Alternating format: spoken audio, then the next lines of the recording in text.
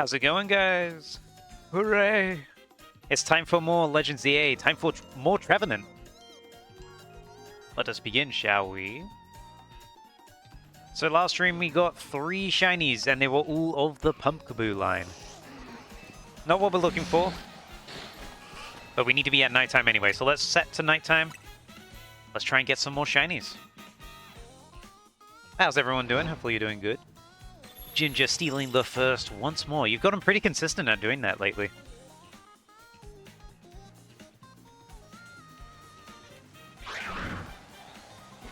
I got noticed.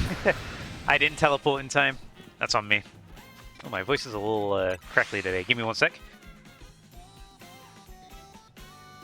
There you go. Should hopefully be a little better.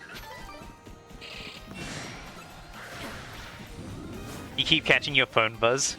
Well, thank you for having notifications on for the Taiketro stream.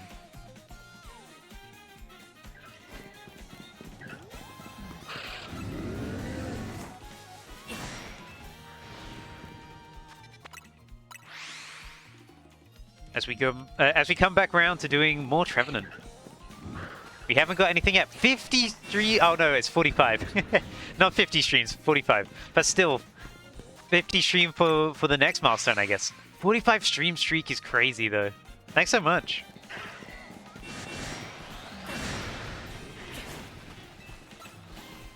That is a lot. That is over a month. That is a month and a half.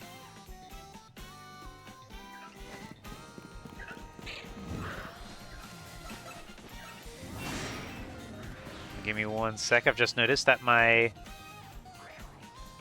stream manager is not updating properly. There we go. That should work now.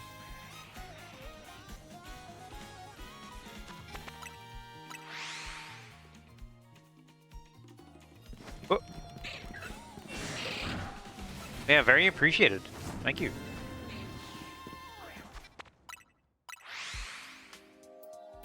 We return for more Trevenant. We'll see if we can get this shiny today. We're not at the point yet where I'm like, oh, we're super over odds. I'm worried. We're only like 4 and a bit hours in. And we've got a lot of other shinies in the meantime. This is only 2 spawns, and we've had a lot of spawn spots that haven't rolled into being a shiny yet. So I'm really not that worried. However, there is one thing I want to check that I haven't been checking. Not here. Hold on, let me re-roll. There's one spot that I haven't been checking this whole time that could potentially have a shiny in it right now. And that's directly outside of this exit. There's a Fletchling up here. Okay, the Fletchling has not rolled shiny. We're good, we're good. I had to check though, because I didn't remember about that spot until I watched Light's video last night. But now I know. I just got to keep an eye on that every once in a while. Because there's also a Fletchling here as well. That one's not been shiny yet. And then we've got Trubbish back here, which are also not shiny currently. See? Nothing. Hey, Alice, welcome.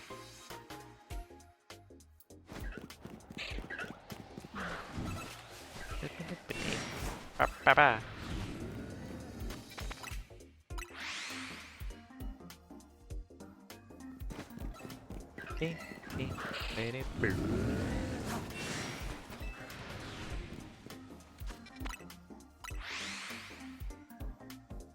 Hey, I also got to keep an eye out on the elemental monkeys that spawn behind me.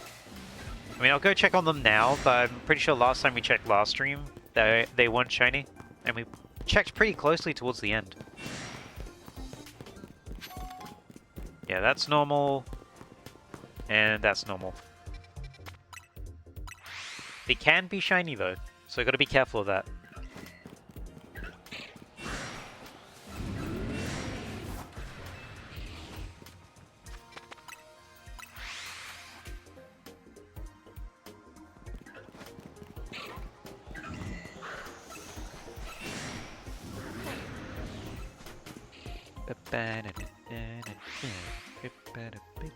I really like Donkey Kong Bonanza music.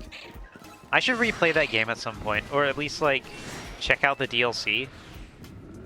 Because I never got around to playing the DLC. It had a lot of timed event stuff to it though, which kind of put me off. I'm not a big fan of timed events in games. Not a FOMO guy myself. Which is very ironic considering I play a lot of Pokemon, because Pokemon is like the FOMO game.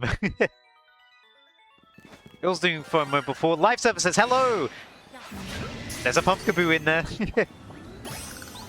We got a shiny Pumpkaboo, level 43. Well, there's no fear of missing out on that shiny. Put it in a regular Pokeball as well. There you go, I'm gonna call you FOMO. Yoink. Well, that is a good start to today's stream. We'll put Boo into the box now. So we just got George and FOMO in our party. We've been getting a lot of Pumpkaboos and such. Hopefully the next one is the Trevenant. Hello, Ezzy. Hello, immediate shiny on joining. Oh, thank you. Your join brings me one shiny. If you leave the stream and then come back, I'll get another shiny. It's a secret. But welcome, hope you're doing well. Whoa. Going for Trevenant at the moment. A secret Trevenant. It's such a weird spawn, this Trevenant. It's really funny how you unlock this spawn, and then you lose the spawn anyway after you complete the quest. I'm just hoping it's not shiny locked. I believe it's not shiny locked.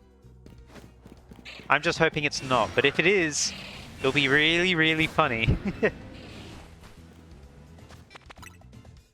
I guess we'll find out if I go 40 hours for a shiny again. The best kept secret mechanic. Yeah, there's not been many, people hunting for this specific Trevenant. From what I can tell, a lot of people just don't know about it. Even when I go through Bulbapedia, Bulbapedia has no mention that Trevenant can spawn here. At least on the Wild Zone page. It mentions it in game locations, but when you go to the actual page for Wild Zone 15, it just doesn't tell you. It's just one of those spawns that is pretty hidden. And we've tried to take a look online to see whether it's actually shiny locked or not, but we haven't found all the information that we need. It's not very well documented. And I don't think anyone's done a shiny hunting video on it yet. If they have, I just haven't seen it. Doing okay, just very stressed about a philosophy assignment for uni. But I hope it all goes well for the assignment. How am I doing? I'm doing pretty good, thank you. I had a few admin things to do today for work. I gotta do some more tomorrow though, like a fair amount more. But I did get around to recording a video today, which I am hopefully going to try and get out some point this week. Yeah, we're doing important shiny research and documentation right now. At the moment, I am a professor. I'm finding out right now if this is shiny locked or not. I mean, we'll find out. Someone probably already knows whether it is or not. I just haven't found if they had.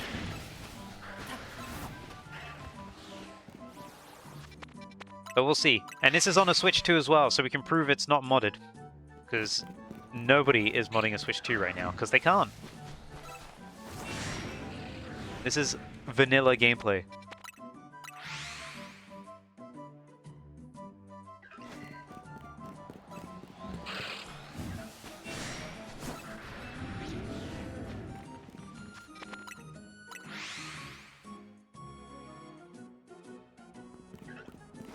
Just gotta wait for the tree to sparkle.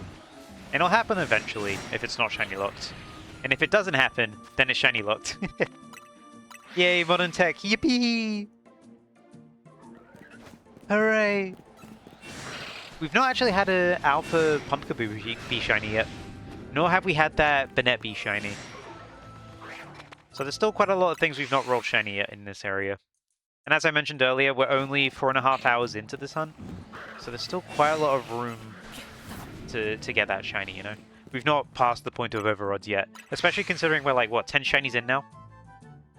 For 4.5 hours, that's extremely good. I remember having some hunts in this game where I wouldn't get a shiny until 2.5 hours into the actual hunt itself. Like, for example, the video where I tried to shiny hunt in every Wild Zone. Wild Zone 20, it took 2.5 hours for a shiny to show up. We had two instances of the alphas in the center being the same species. And just having one of those instances is rarer than a shiny full odds. The fact that we had it twice before a shiny is really funny. How far over odds would I have to be for me to cool it? I honestly don't know. Because theoretically, I could go forever in this game and never roll it. Like, theoretically. I'd get suspicious around the 20-hour mark, maybe. Maybe around the 10-hour mark I get suspicious, I'm not too sure. Because shiny hunting doesn't take too long in this game. Keep in mind you know nothing about shiny hunting in ZA. Are there ways to increase odds, like in Scarlet and Violet? Not in the overworld. You can do so in the hyperspace distortions. Through those you can make shining power donuts, which do a reroll until it rerolls as shiny. Or it can, if it's level 3, it forces a shiny to spawn when you enter. But not for the overworld. For the overworld, you only have shiny charm as your boost.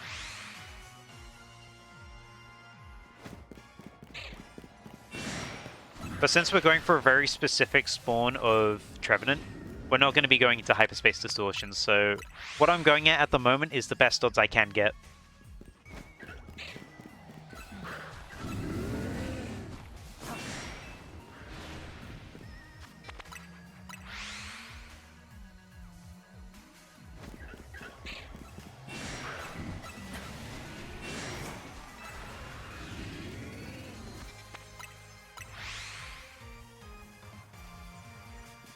Isn't that just great?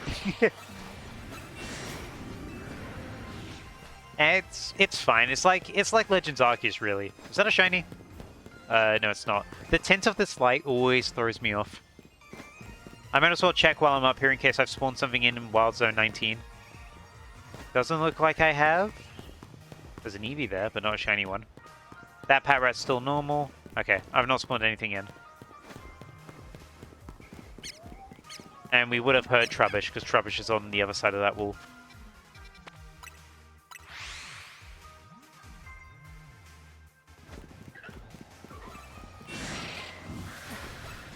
There, we just got to go with the odds that we have. It's 1 in 1,000 though, so it's not too bad.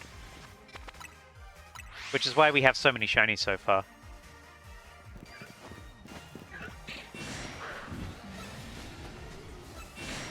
But theoretically, every 500 Trevenant spawns that we do, because we're spawning 2 at a time, we would get a shiny. And I don't know how many we've done of them yet. But we still haven't spawned in the Banette as a shiny.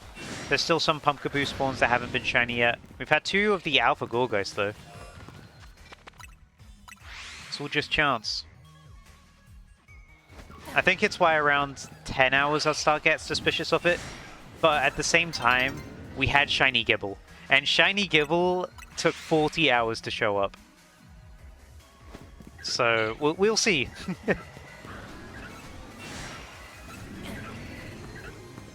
What are my opinions on increasing shiny odds, actually? Some people like it, others don't. I think it's fine. I like increasing the odds sometimes. Sometimes I want to do something a bit rarer. I think there's, like, literally zero harm in giving players the option. Like, if people want to have an easier shiny hunt, then absolutely, they should be allowed to. And the game is good for giving people options to have easier shiny hunts as well. Because if you want, you could be like, oh, I want to go for like a full odd shiny today. You can. Oh, I want to go for like an increased odd shiny today. You can. It's completely fine. And I love being able to pick and choose whether I want to do like a quicker shiny hunt or not. Because if you look at my Mega Dimension videos, sometimes I use the hyperspace distortions to have a quicker shiny hunt because I want to try a different angle at the shiny hunt that I'm doing. While I typically prefer to do shiny charm and no further boosts, sometimes the further boosts allow me to do more creative things with shiny hunts. Like, for example, Rotom. I caught every single possible Rotom form as a shiny in one hyperspace distortion. And it was like a 10-minute window. And it was really hard to do. I had to reset it a few times until I got a really lucky run. But thanks to having that boost in shiny odds and being able to do a faster shiny hunt, I was able to do like a unique challenge that way of catching 6 shiny Rotom in 1 distortion in like a 10-minute gap. Although I did extend that 10 minutes to 2.5 hours using a little bit of a cheeky exploit. But it's an intentional exploit. Yeah, you remember that? Yeah, it was a really fun, it was a fun one to do. I recently changed the title to that video though. I was looking through old video titles earlier today, and I was kind of like, I'm not really a big fan on some of these titles, so I changed it. The Gible video is now called The Shiny Gible Incident, because that's what I've been referring to it as. So, and it's a better future-proof title, because I did call it I Just Wanted a Shiny Mega Garchomp Z, because Garchomp Z was new at the time. But now it's sort of settled. That title doesn't really have anywhere near as much impact as just talking about the Shiny Gible Incident. And then the Rotom video, I initially called it I Made the Worst Shiny Hunt Worse. And I kind of looked back at it and I'm like, I'm not really a fan of this title. So I just renamed it to Catching Every Shiny Rotom in 1 Distortion. Because I mean, it's pretty much what it says on the tin, and I think it's a better title overall. I might revisit... Can't talk. I might revisit some other old titles, just refresh them a little bit. But I think it's fine. For the most part, I like how my videos are titled. There's just occasionally some I go back to and I'm like, that's not great. I mean, like the TCG Pocket Shiny Hunt that I did in Scarlet and Violet. I'm not a huge fan of that title, but at the same time, I can't think of anything better. Because it is very well descriptive of what that video is. Because I let TCG Pocket decide what I shiny hunted.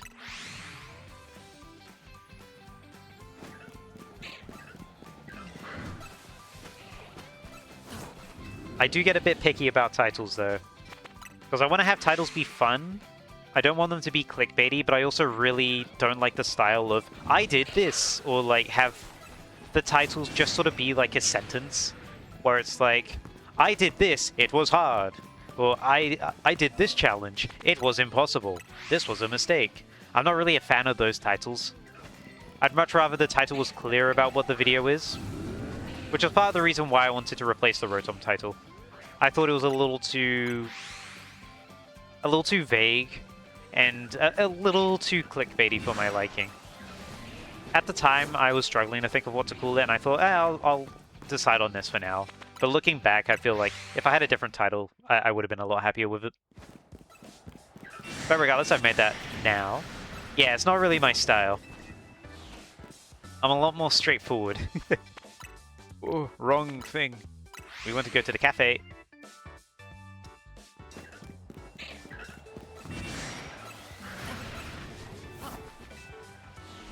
I also really like just having the game title in the... Well, the game name in the title. Because I think trying to trick people into clicking a video on a game that they don't want to watch a video about is really mean. And I don't want to do that. So that's why in every single video I do on my YouTube channel has the game name in the title. Like, even if it's Spore, I say Ruining Pokemon in Spore. If it's Legend ZA, I say I'm doing this in Pokemon Legend ZA, or I have a dash if it doesn't really work into the title that well. Same with Scarlet and Violet. I'm going to be doing the same for when I upload my Cobblemon video, and for when I eventually do get the level 3 Shiny Dragonite in Let's Go Pikachu Eevee.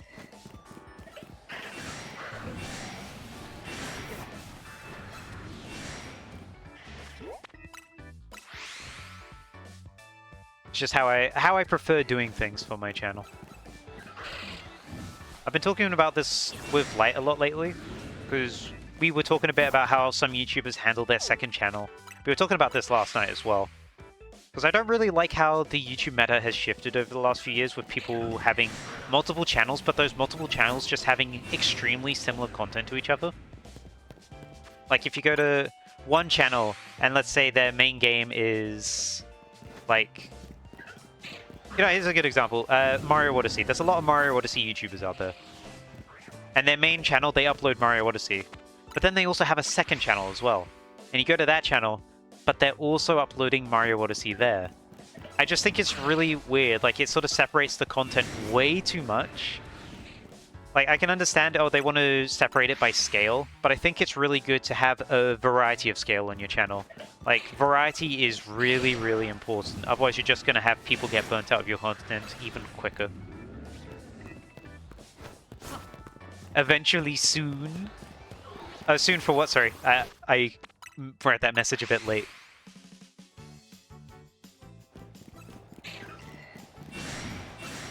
I've already forgotten what I said at that time.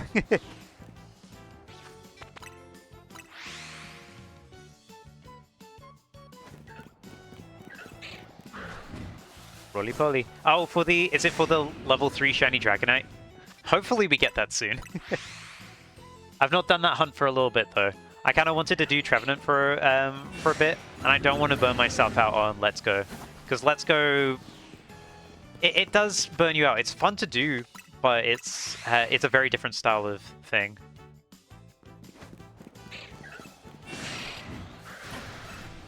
While you get why people made different channels for different things they do, you still really like when all the videos were uploaded to one channel. Feels more personal. Yeah, I agree. I think having variety, it makes it more personal. It makes it feel a lot less like a TV channel. Because you know how TV channels are separated by genre now. They don't dare have something different. Like, everything's got to be similar or related somehow. Oh, it was about the other shiny hunt for the Trevenant or Cobblemon. Something like that. I am already forgetting what I said.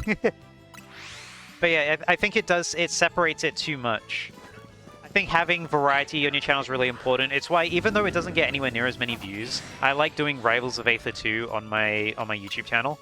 And I'm not going to be doing that on a separate channel. I think it's just really counterproductive. And when people visit my channel, I don't want them to visit my channel because of Pokemon. I want them more to stick around to my channel because of me. And if they stick around because they enjoy watching me, then, you know, they're more encouraged to watch videos on other games that I do. Like, I already do Pokemon, I do Pokemon adjacent stuff, but it's still connected to Pokemon in some way. Like, I do a Minecraft gameplay right now, but it's with a Pokemon mod. I do Spore gameplay, but it's with making Pokemon. Whereas Rivals of Aether 2 is just completely separated. And I do want to try and do more of that. Obviously, Pokemon is a main draw, and I don't want to shift away from it either, because I really enjoy having Pokemon as a main focus. But at the same time, I think having variety and a slight bit of, like, just having something different is just really nice, and it helps me feel more personal about the channel. Yeah, also have better community building as well. You're definitely right about that. Because a lot of people have come over to my Pokemon shiny hunting stuff from Spore. Like, they came to watch Spore, or they came just for, like, Pokemon in general rather than just shiny hunting. And they're like, hey, I liked watching you play Spore. I checked out your other stuff. Because, you know, it's variety. And I have had some people comment in the past just going like, why don't you just make your channel only Spore? Because Spore's what gets you the most views. And when I think about it, I'm like, it just burned me out. I wouldn't enjoy having a channel that's just solely dedicated to Spore, and it would burn everyone else out as well. Because it would just be the same thing over and over and over again. And I don't think that's a way to run a channel. At least in my opinion. You were definitely sucked in by the Spore videos. Well, thank you for sticking around. Yeah, the Spore videos definitely helped me reach out. Like, the first Mega Evolution in Spore video I did is now at, what, like 400,000 views, which is still crazy to me. It boosted me so much. That was the video that got me monetized on YouTube as well.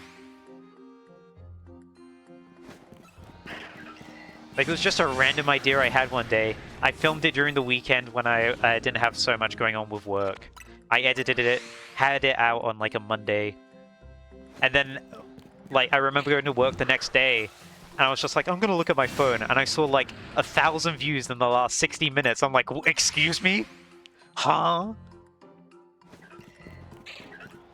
I still have never seen numbers that high, but regardless, that was like, really, really scary to see. I was like, why is this getting so many views? I'm not used to this. Somehow I hit the golden algorithm on that one. I think it's because I put it up at, like, the perfect time leading up to ZA hype.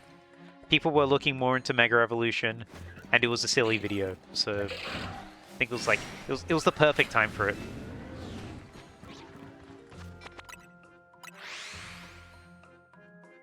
Here's a little exclusive tidbit. I recorded a video today. It's another Spore. Keep an eye out on the channel this week. I have another Spore coming very, very soon. I gotta edit it, but I did record the full thing today. So funny, a friend of mine was making fun of you in a joking manner about you enjoying such an old game. It's just that good of a game and the community's still going, so it feels alive. Oh yeah, definitely. Like, I always come back round to Spore, and it's just like, it's always fun to do. I remember playing a lot of modded stuff. There's an active community who still mess around with the building stuff online. I'm not as involved in communities anymore. I've sort of been a bit burnt by online communities in the past, so I'm not really as much part of them. But still, Spore has a lot to it. You could probably find that in the past I've done a lot of Spore stuff online, even before I started YouTube. I used to mess around with modded Spore quite a bit, before I kind of understood that I preferred just messing around with vanilla. Spore Discord as well, yeah.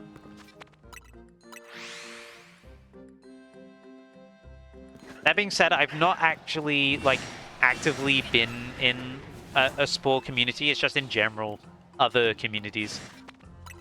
So I don't really know what the Spore community's like. Other than from, like, my time when I was looking at the Spore subreddit. It's just typically people, like, having a fun time. Or just, like, joking around. They're like, hey, check this out. But I do have some really old posts on there as well. Yeah, usually just lurking there. With Discords, communities have become a lot closer, but also I've noticed some communities have gotten a fair bit more aggressive, which is why I'm a bit hesitant to get into communities nowadays. Like, as much as I like Rivals of Aether 2, I'm in their community Discord. Sometimes you get some people getting real elitist in there. I'm like, ooh. Yeah, the creatures and builds they post are really cool. Oh yeah, definitely. Like, I'm messing around most of the time. I'm not like trying to make these Spore creations be the best thing possible, but I'm still like trying my best and then having fun doing it. And then I see people do like amazing hyper-realistic things in Dark Spore, or like they bring up all these modded things. It's like, it's really great. I remember as a kid just like looking up on videos people who got modded Spore and playing and just making ridiculously highly detailed dragons. I'm like, that's so cool. But part of the reason why I also do vanilla is so that I can release all of my Spore creations onto Sporepedia. So if people want to download them, they can. And I know for a fact people do download them. I get notifications on my Spore account saying like, oh yeah, this person befriended Mega Raichu X in Creature Stage. It's really fun to see that stuff. Yeah, totally get that. You never know who you run into online. Yeah, definitely. I've had a few people be extra weird to me in communities before. Either extra weird or just extra aggressive. Who shined? There was a shiny. Who shined? I swear there was a... Is there... No way the Larvitar from up there. Because there's a Larvitar up there. Hold on. Hold on. We gotta get up there quickly. Have we been spawning that in the whole time? I thought that would have been out of reach. We gotta get up there quickly.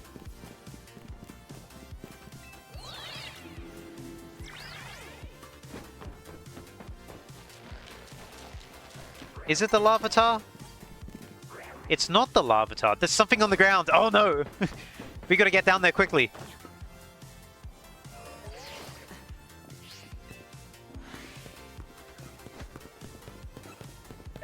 Where is it?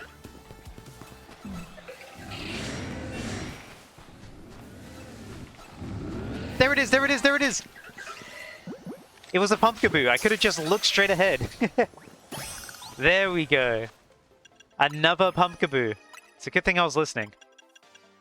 Let's see, is it a Jumbo?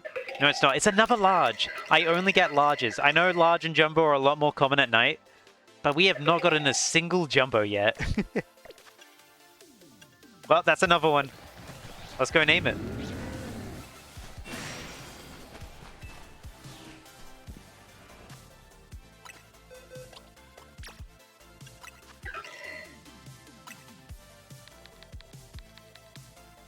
I'm gonna call you Larvitar because I went to check for the Larvitars. Why did I check for Larvitar before just turning around? Good decision making by me. Let's drop off George. Bye-bye, George.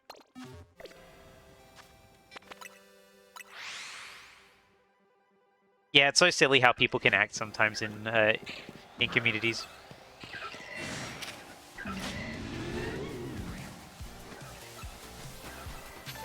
Okay, just checking there wasn't any extra shinies that I need to worry about.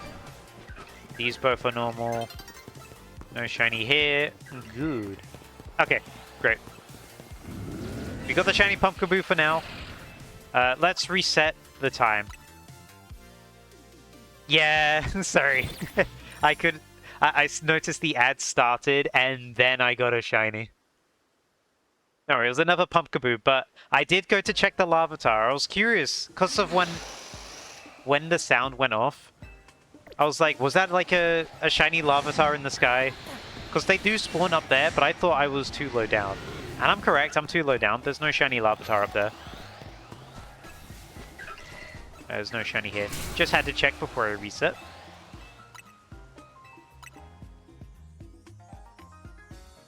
But we're now on, what, phase 12 now? Phase 12, and we've not seen the shiny Trevenant yet, but we've also not seen the shiny Banette. Which just proves that it doesn't have to be shiny locked to not show up yet. And we're not even 5 hours in. I mean, we're just under 5 hours in. But soon. Soon we will be 5 hours in.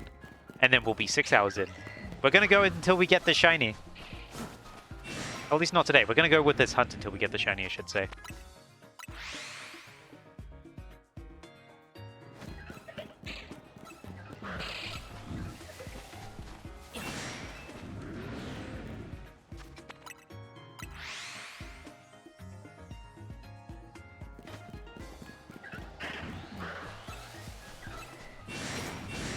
Yeah, gotta keep trying. You know what? Let's check on the Trubbish. We've not checked on Trubbish for a bit. That's not shiny. But is Trubbish? No, no Trubbish. Don't know why I'm running back. I have the ability to teleport. We love teleportation. Well, yup.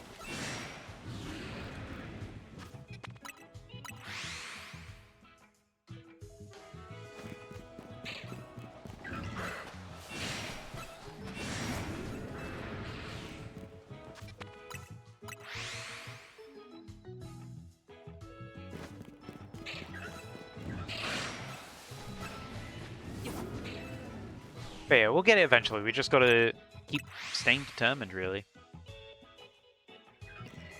I'm not feeling too worried about this hunt anyway. I just gotta pretend like I don't want the shiny Trevenant, and then it'll actually show up. That's how it works, right?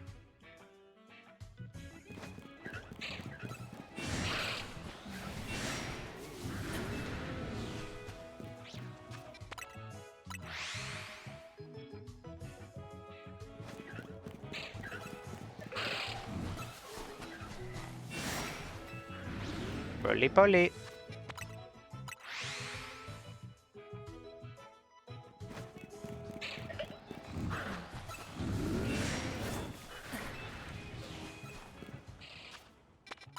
Whoops. Didn't want to do that.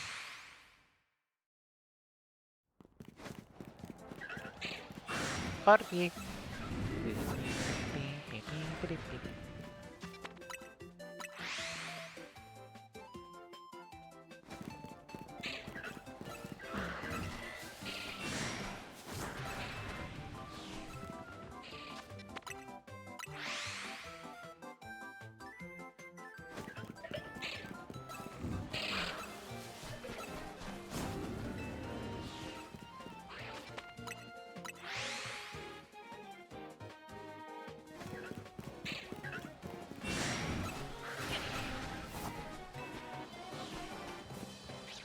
I've been thinking a bit about Mario Wonder today.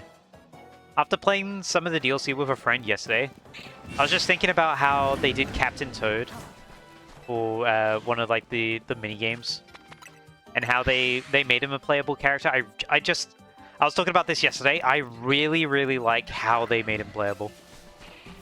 I wish he was available for every level. I can understand why he's not, because he needs power-ups and you can't give him power-ups. But I just really like the concept that you have two players controlling the same character. One has the ability to jump because he had a fluffy on his head, which is a bird, and that's how he jumps because Captain Toad can't jump normally. So I just really like the idea of having someone who moves and someone who jumps, but they're both the same character. It's such a fun concept, and it's just made me like think, like I would love to be able to make a, like if I knew how to make my own game, I would try and do it as a hobby, just try and learn how to make a game for fun. And once I have a full game, make a bunch of like optional characters you can play as that just have crazy limitations or force you to play the game completely differently. I just think it'd be really fun to have that sort of option.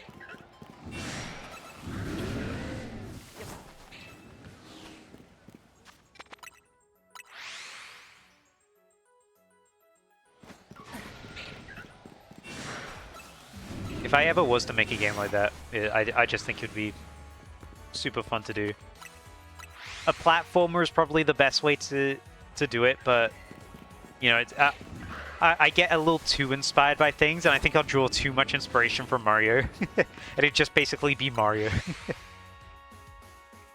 There's always something. It's like one of those things everyone has in their back of their heads. Like, I have this great game idea. I want to like make a game. And then when it actually comes to it, you're like, I have no idea what I'm doing. Nor do I have like a solid game plan. Just checking these guys. But Mario Wonder is like a really inspiring game to me. I played through that game 100% when it came out. Loved it. I need to go back to actually play it properly again, because I've not played it for a while. Maybe get the DLC as well, because I did like the DLC. Although you can't do a whole lot of the DLC single player. It's a very multiplayer focused DLC.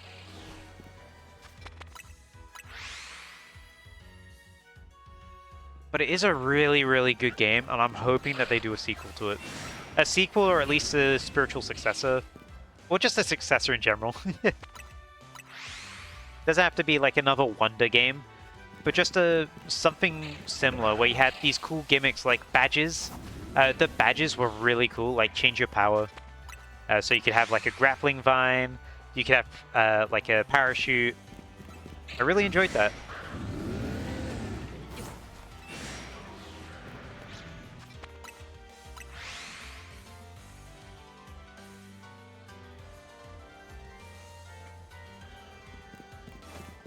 I mean, they could have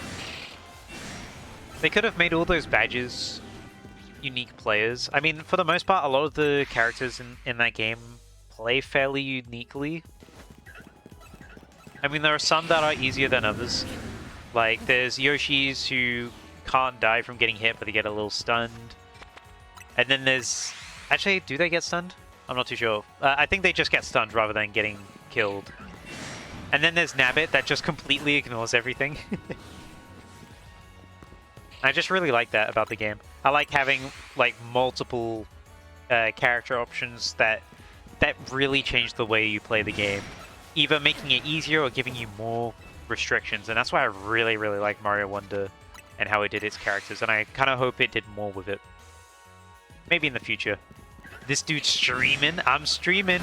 Hello, Light. Hope you're doing good. I've got 2 shiny Pumpkaboos so far today. We're only 40 minutes into stream. Big if true. Very true. Also, welcome, Plastic. A lot of people have been Mario Wondering. I was Mario Wondering yesterday. That's why I was talking about it just now, because I was just talking about the DLC and how I really like the Captain Toad minigame. And I think I wish it was a real, like, full-on character. I'd love to try and do a playthrough of the whole game as Captain Toad.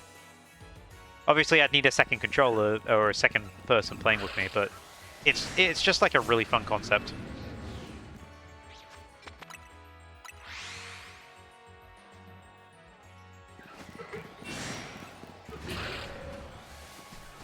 I was talking about if I was to ever become a game dev and make my own game, it would just be really fun to have multiple different characters you can play as that force you to play the game differently through restrictions, or just make the game easier.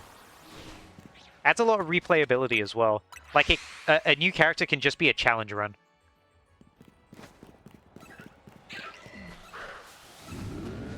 That's why I really like how they handled Nabbit and then the Captain Toad in Mario Wonder. Also, Co-Star Luma. Co-Star Luma is a new character in Mario Wonder, which is great for, like, if player 2 kind of wants to play, but not really. They just want to assist player 1. I think it's really cool that that's an option too.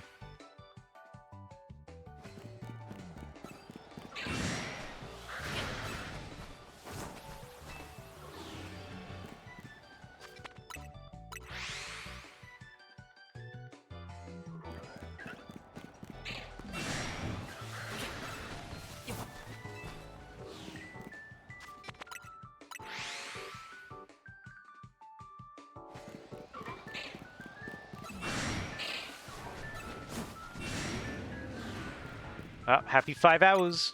5 hours has been reached on this shiny hunt.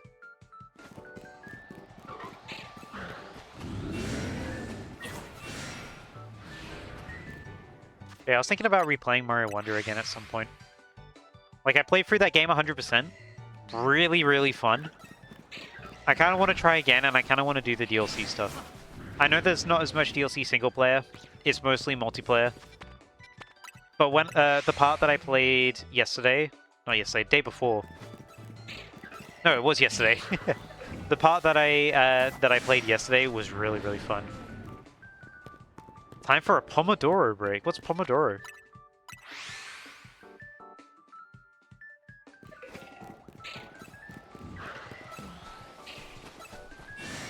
I'm unfamiliar.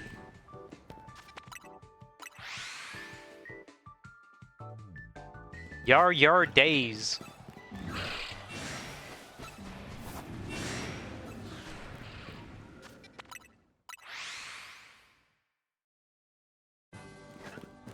But yeah, if I was to ever have a game, I'd have multiple character options that force you to play differently. I'm kind of repeating myself, but still.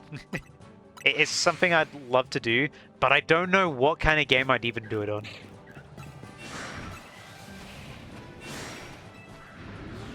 There's like so many possibilities that you can do for a video game.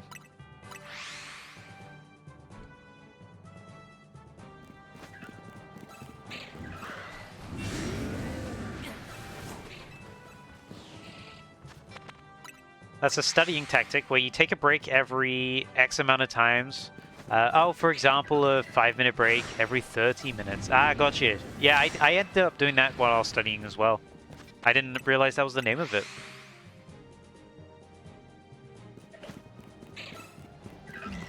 It's a good tactic. It definitely helped me absorb a lot more information. Why can't you be shiny? I only have large pumpkaboos as shinies. I want a jumbo shiny, please.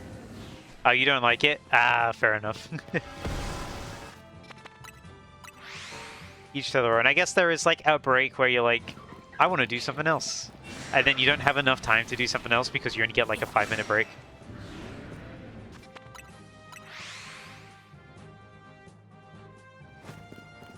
I was a very practical learner. I had trouble fully understanding things just reading them.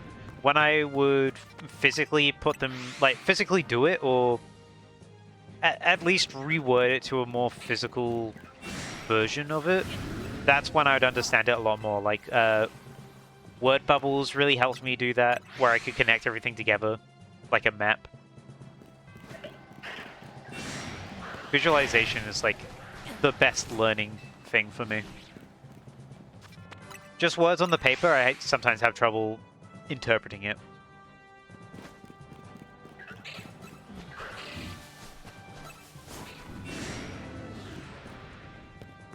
Like in my mind, when I think of a Pokemon, I don't think of its name first, I think of what it looks like first, and then I remember its name. Or, for example, when I'm like... Well, just anything in general. I picture it in my mind first, and then I remember the word for it. That's sort of just how my brain works. Like, I am an extremely visual learner. People keep recommending it to you, but because of your dyslexia, it takes you 30 minutes to understand a single page, so taking constant breaks negatively influences my flow. Oh, gotcha. Quick rotate an apple in my brain? I can do that. I got a really, really good, like, visual, like, mental visual stuff. I don't know what it's called. But I can rotate an apple in my brain. I can do, like, full, like, cinematography in my brain. I can remember a scene in my brain from a movie I've seen, like, perfectly. In that scene as well, I can then spin it to a camera angle that was not in that scene. Like, when I say I'm really, really visual, I am extremely visual. I don't see it in black and white either. I see it as like a... like, as if it was real life. Don't think of a pink elephant. Well, now I'm thinking of a pink elephant because you said pink elephant. Address me.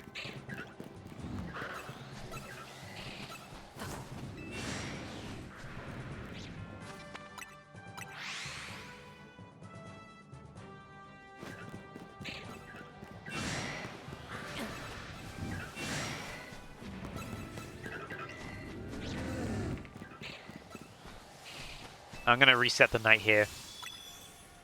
Better do that than risking losing any shiny Pumpkaboo that we spawn in on the last one. Well, not on the last one, on the last one before the night. Any shinies here? Just want to check this just in case. Since we lose every Pumpkaboo when we reset the time. Between day and night, I should say, not reset. And let's go back to nighttime.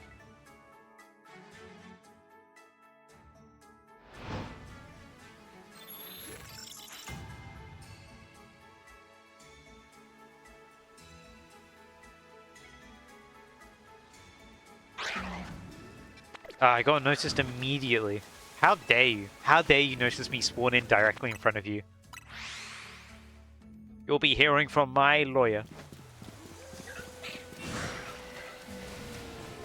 There you go. The moonlight's a little nicer right now. It makes the Trevenant look a lot more brown. I was getting slightly Shinoed sometimes. I wouldn't, like, verbally react to it, but sometimes that one in the corner, the moonlight would be shining directly on it, and it just looked white. But it wasn't shiny. At least I can tell from the leaves. Because for those who haven't seen a shiny Trevenant before, the leaves turn from green to orange. By the way, it's not really talked about too much, but how cool of a Pokemon is Trevenant, by the way? Look at this dude. That is a cool looking Pokemon. Yeah, it's full theme. Well, it's more of a birch theme. It's like got that, that sort of orange leaves that birch trees get. It's pretty cute. Because then its wood changes to be birch colored as well. It's Brittany Birch.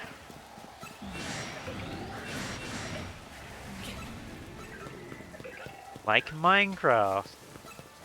Actually, in Minecraft, birch trees don't go orange. Lol, how embarrassing for you.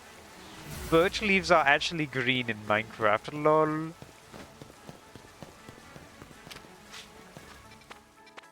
Try again. Try again.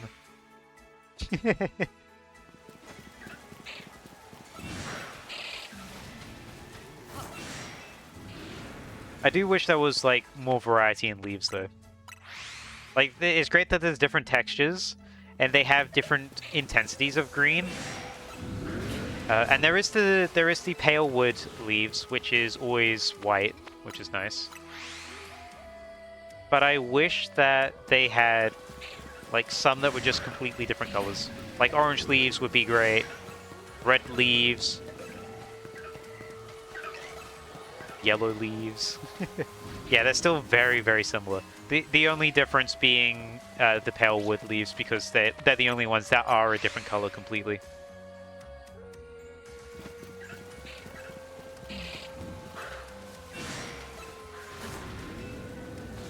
And yeah, biome does change the colors of leaves as well, but it doesn't really help too much.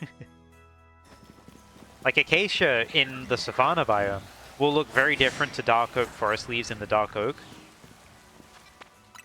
But you know, you do like how vibrant the jungle leaves are. I like those as well. They do have some really, really nice greens in Minecraft leaves. But I just like a bit more variety in color as well.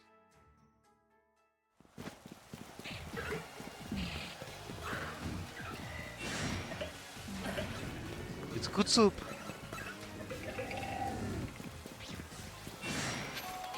I kind of hope they add more trees again. I always like having more trees. I was happy that they added nether trees, although the nether trees are technically not trees. So the leaves on the nether trees are technically not leaves either. But still, I do really like the nether trees. When was the last time they added a new tree, by the way? You know what? I'm going to go into a really, really niche topic that has been bothering me for literally years. Azalea trees in Minecraft use oak logs. Why? They have a unique sapling, they have a unique leaf, but they have oak logs? No, don't do that. Give them a unique log. It would be a perfect way to like introduce like a very lavender wood type. Why would you do that? Why would azalea trees be oak? I know it's a variant of oak, but still, this is Minecraft Fantasyland. Make it unique trees. Rant over, but I wish that Minecraft handled azalea trees differently. Like, it's great that it shows off lush caves. I mean, even make azalea trees, like, green. Give them, like, the green planks. I don't know why they make them oak. I really don't. Because they're a rare tree, and yes, it means that there's a lush cave below.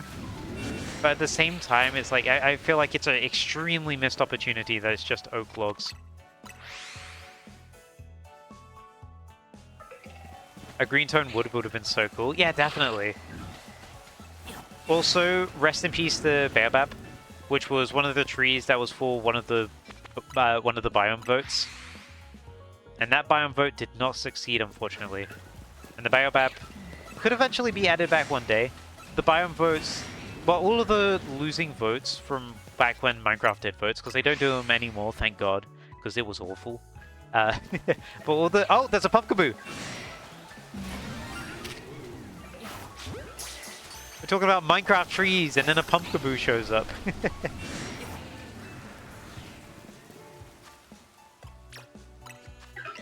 Well then.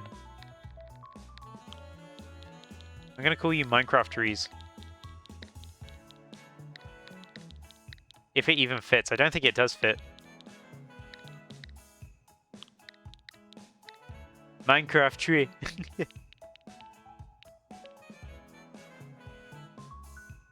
It doesn't fit. No. Is that like a double E I can get in here? There's an AE. That doesn't help me. Where's the double E? You know what? Minecraft tray. Minecraft tray. That's your name. You're a Minecraft tray. It's so cool. Let's drop off FOMO. This is manifesting a shiny tree next. The vote should have been what gets added first rather than the other two never being made. Oh yeah, definitely. I'm glad they've since changed that and they have been adding in things that have lost the votes in the past. So, for example, copper golems, they were a vote loser. Frogs were a vote loser as well. It's nice to see a difference.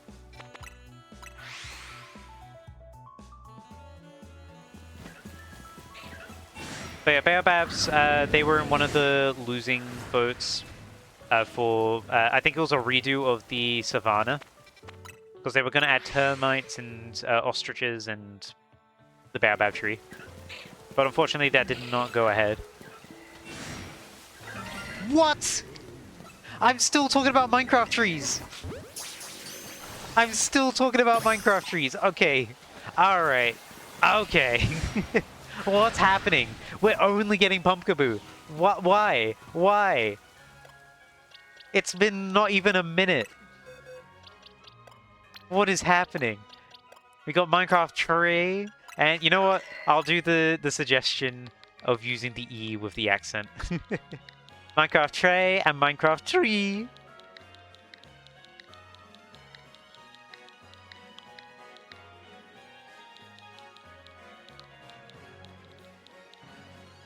There we go. Minecraft tray, Minecraft tree. Man, we're getting a lot of pumpkin boost today. That's 4 pumpkin boosts so far. And we're not even an hour into stream yet. Yeah, they did end up adding the armadillo, which was nice. Gave us wolf armor that way, although I wish wolf armor was done slightly differently. But there's a lot of really cool stuff in the latest Minecraft updates. Sulfur Cube looks really fun to mess around with. I know some people are like, oh, when's the end update? End update would be great, but a lot of people are so heavily focused on like the progression in Minecraft, they do forget that it's a sandbox game, and they automatically dismiss any new feature that's sandbox related rather than progression related. And it's really annoying that people do that. Like even for the spear, like the spear is a great new weapon. It's really fun to use, but people are like, I'm not going to use this, I'm just going to use a sword and beat the Ender Dragon, and then it doesn't change my game anyway. Like, okay, it's a sandbox. Do something different. Minecraft 3 when? Tomorrow. Minecraft 3 comes out tomorrow. I'm revealing it right now. That's right. Make sure to like, comment, and subscribe to the Minecraft channel. Who added me? Someone added me. Ah, it was an at everyone. Never mind. It was not towards me individually.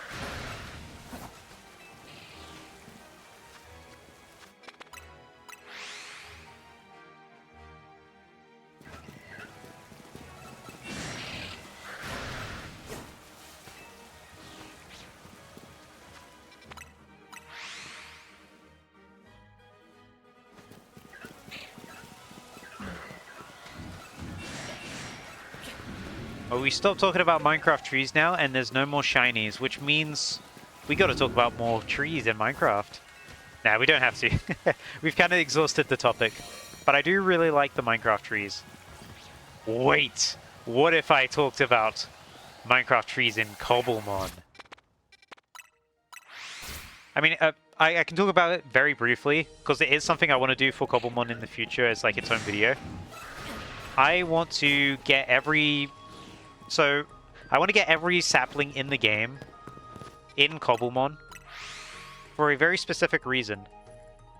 If you give a sapling to Grotle and evolve it into Torterra, the tree on its back becomes that Minecraft tree, and the whole back of its shell on that Torterra becomes related to the biome that tree is from. And I think it's one of the coolest things in Cobblemon. It's like, it's such a cool thing to have. It's really cute. Once I finish doing the Pokeball thing, I'm going to try and make that my next challenge, I think. Try and get a one of every single Torterra. Every single Minecraft tree Torterra, I should say. It's such an amazing, like... It's such a really, really cool idea. I love it a lot. But it's going to be hard to do. It's going to require a lot of Turtwigs. And a lot of saplings as well. Rotom hunt when? in Cobblemon? I have no idea. I have no idea if Rotom's even available in Cobblemon yet. It probably is. For now, I am just sticking to doing Pokeballs, which we made really good progress on last Cobblemon stream. And next time I stream Cobblemon, it's probably... I don't know if I'm going to make any more... Oh, the shiny Alpha Bonnet! Hello! Let's catch you! Shiny Alpha Bonnet! Oh boy. We're getting really lucky today.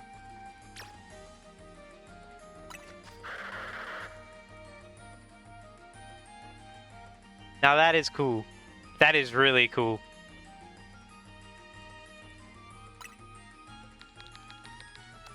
Whoops. I'm gonna name you Zip it! Because you zipped your mouth shut. Alright, let's drop off Minecraft tray. Bye-bye, Minecraft tray. Let's save the game there. Wow. That is a really good one to get.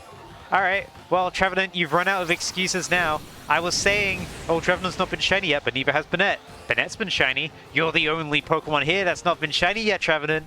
Don't you run away from me. We'll see what happens.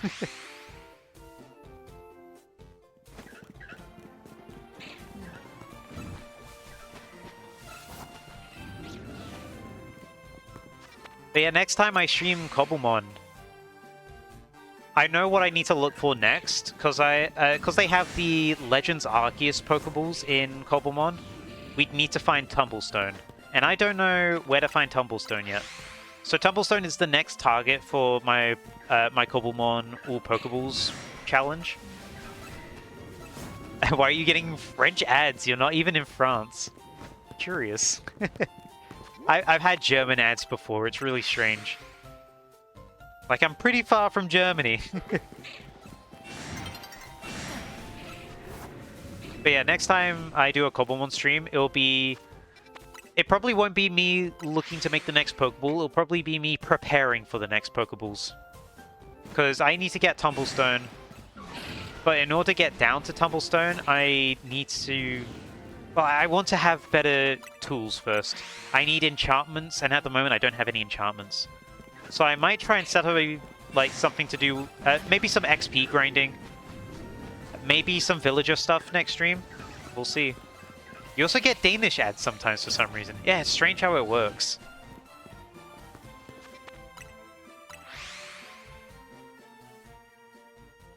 But yeah, considering how much progress we made last Cobblemon stream, I'm only 2 streams into this world, by the way, and we've got majority of the Pokeballs. What did I end up calling the Bennett? Hold on, I'll show you. Their name is Zip It, because they zip their mouth shut.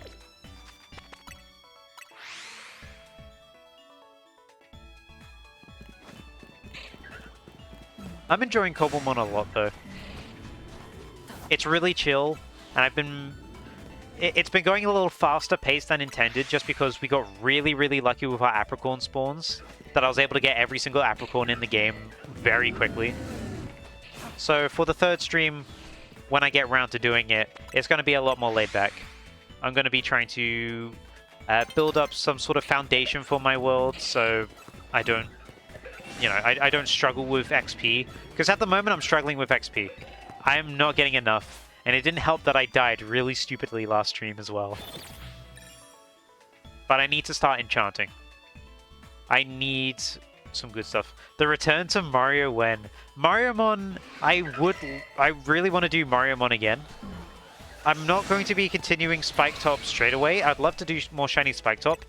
But they did recently release a randomizer mode for Super Mariomon. And I'm planning on doing a shiny badge quest in that game. With the Mariomon randomizer. What is Mariomon? It is a Pokemon Emerald ROM hack that replaces the whole game with Mario-themed everything. So it's Mario Pokemon. Well, not even Mario Pokemon. They're just called Mariomon. But like Goomba, Tough Puff, bosses and all that. They're like the Mad Piano even. It's a really, really good ROM hack. And it's got a fully unique story as well, which I love. Like there's gym leaders and all that. It's basically Princess Peach is hosting a tournament for Mariomon. And Bowser wants to get in, but he's not invited to join in, so he starts sabotaging everything. But it's great. Like, there's 8 worlds in it. The world map is basically split into 8 different worlds, like a Mario game. Each route is like 1-1, 1-2. There's a lot of really, really good like choices for Mariomon in there. I was just like a really big fan of the game. And I was going to do a shiny hunting video on it, except the first shiny hunt that I tried to do, well, not the first one, because I did do a glitch video about Mariomon, which involved a shiny. But the main shiny montage I was trying to do never came out because I never finished the first hunt. Because my target, despite being a 30% encounter, would never show. The only thing that kept showing was the 15% encounter. And that was really, really bothering me. So I ended up taking a break when ZA came out. And I haven't really gone back to the hunt yet. My stream's changed a lot since I last did it, and I do want to revisit it and get it eventually. But at the moment, I kind of want to prioritize doing the randomizer shiny badge quest. I think it'd be really fun to do. At the moment, I got a lot of projects on though, so I think I need to finish a project before I start the next one. Like a lot of long-term projects. Like I'd either need to finish... Cobblemon's never going to have a finish, to be honest. But I probably need to finish the level 3 shiny Dragonite in Let's Go Pikachu Eevee first. Or maybe not. It just sort of depends what I want to do at the time. I could want to do it, I could not want to do it, who knows? But regardless, Mariamon, really, really fun game. I wish I did more videos on it, but I just got so unlucky in a shiny hunt that it just naturally didn't happen. Which is a shame. That's what happens sometimes. But the randomizer I definitely want to do.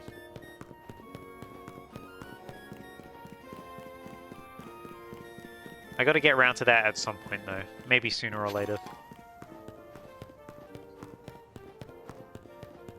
I definitely have a lot of different projects that I'm juggling right now. Like I got 3 different active stream projects, including Trevenant. I just need one to finish before I start the next one. Because otherwise, juggling 4 is way too much. Because that'd mean you only see like one, like maybe a stream for something once every 3 weeks or something like that. I'll be getting back to uni work stuff, working on uni stuff now. It was fun hanging out. Good luck on the Trevenant hunt. No worries. I hope your assignment goes well. Thanks for stopping by. Have a good rest of your night.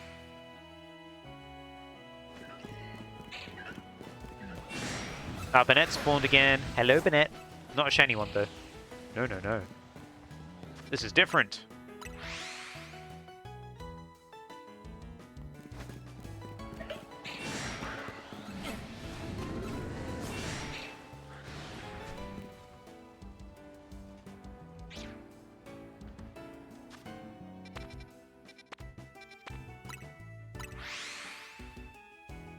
Slurp. Make sure to drink water. I just drank a lot of water. I also just said drank. I have good English. Me good English. Any shinies? No. No. I should check the fletchling on the outside of this area over here. Let's just run through real quick. Because there's a fletchling that spawns on a lamppost up here. I haven't checked that since the beginning of the stream, but I don't think I've been spawning it in most of the time. Yeah, it's not shiny. That's fine. It's not like I need any more shiny fletchling anyway. I feel like shiny fletchling is one of the most owned shinies in the world now. Like, so many people have gotten them from Legends EA accidentally, because they're just everywhere.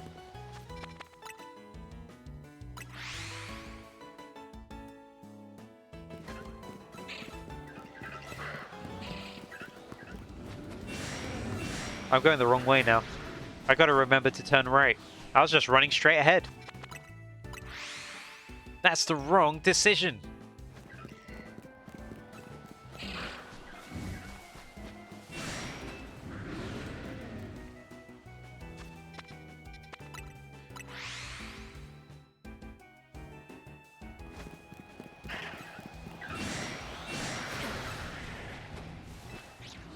I'm playing in such a weird position now, by the way. I leaned back in my chair, and now I have my arms above my head holding my controller, just playing it like that.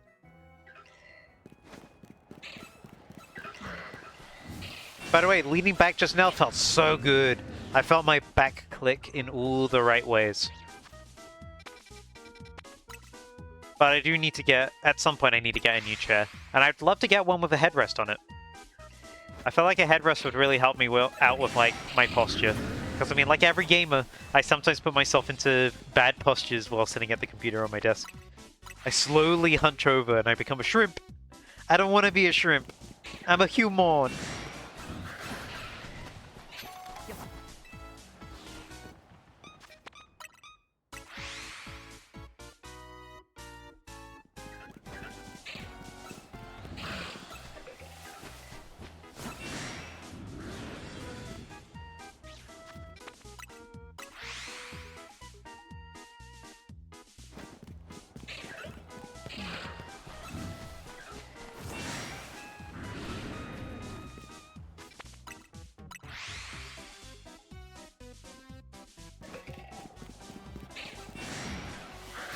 Heard that jumbo. There was a jumbo pumpkaboo next to me.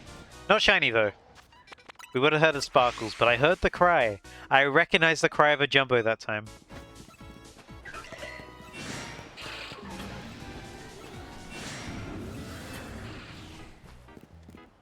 If you didn't know, the cry for pumpkaboo and Gorgeist gets deeper the larger of a variant it is. But yeah, that's a jumbo. You can hear it's a lot lower pitch compared to everything else. You slowly get used to these things. It took me a long time to actually be able to tell the difference. Although, when you put them on their own, I will not be able to tell. I absolutely need, like, other pumpkaboos for comparison.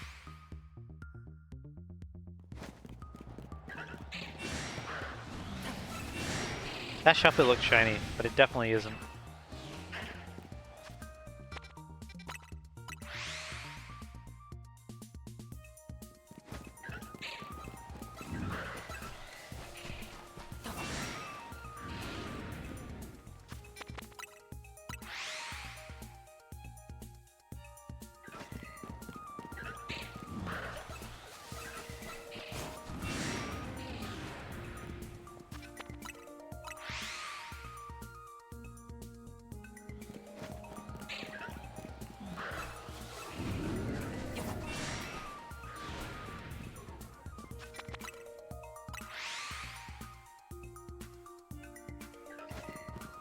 Gotta love Stardew Valley.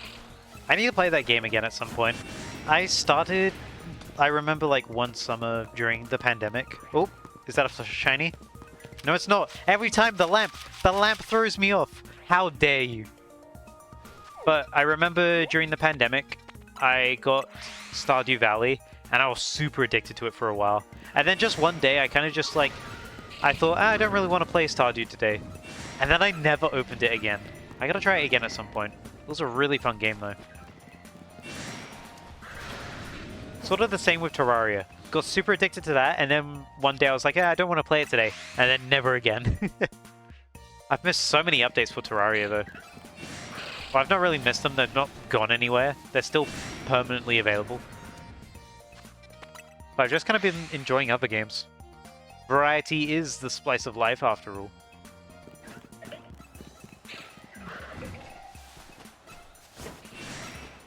I don't know if that even made sense. The splice of life? What am I talking about? Am I cutting life in two? I hope not. I want to live!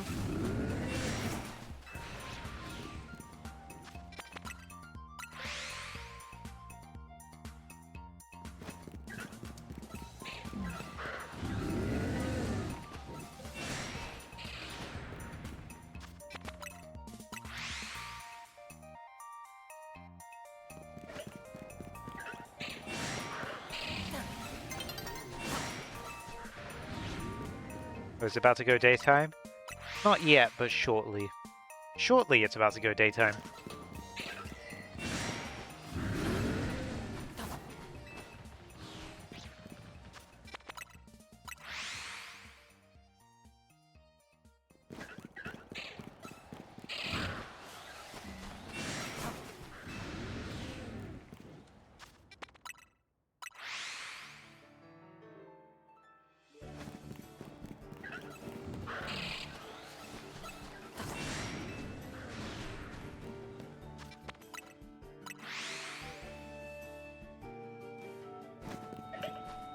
I was talking about this briefly yesterday during yesterday's stream, But I do want to try and get back to doing more videos where I'm just sort of talking about ideas I have for the series.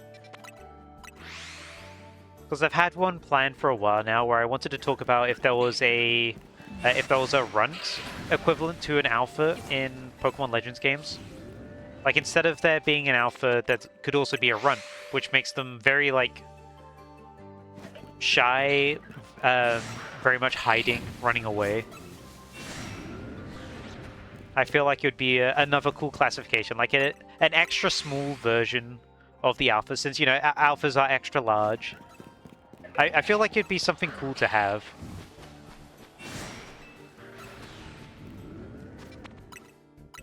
Although maybe runt is not the best thing to do, because runts aren't exactly fast. Well, I guess it depends on the runt sometimes. They're usually the weaker of the batch, for sure. But yeah, like how alphas would be higher level, extra large, runts would be lower level, but extra small. I just think it'd be something fun. That, and I also want to go over different Mega Evolution ideas I had, because I'd love there to be more Mega Evolutions in the game now that it's been brought back, and I hope that Champions brings new Mega Evolutions with it eventually. I don't know if it will or not, but I have some ideas for some Mega Evolutions that I think would be pretty funny. So I kind of want to do a video about that at some point. Just like more talking videos. I've done a couple in the past, but I've not done one recently. I'm pretty sure the last one that I did was like half a year ago, when I was talking about how tall some Pokemon are. Because some Pokemon are taller than you expect them to be, and then some are a lot shorter than you expect them to be as well. I was just sort of comparing them to average human heights, which was a really fun video to do. It did not get much attention, but I enjoyed making it. That and the video where I got Shiny Ho-Oh. That was like the part of my channel where like my channel was struggling to get like 50 views. It's a lot different now though. And people have gone back a little bit to watch those videos, but not as much. The algorithm just didn't really like me that much around that time.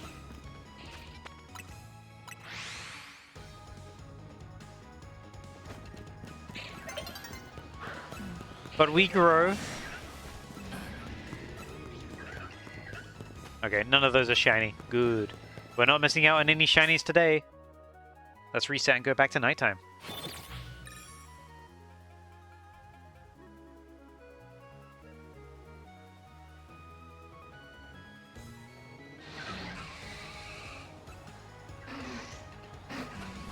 Oh yeah, I should probably check the Pumpkaboo, see if there's any shiny Pumpkaboo lying around before I reset the time. I keep saying reset the time, before I skip ahead in time. Okay, they're not here.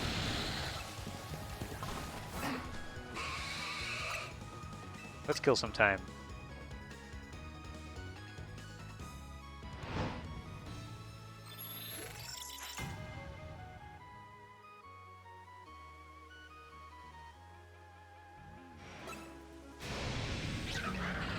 Immediately spotted, before I even spawned in. Before the Banette even showed up, it was roaring at me. Ghosts know no bounds.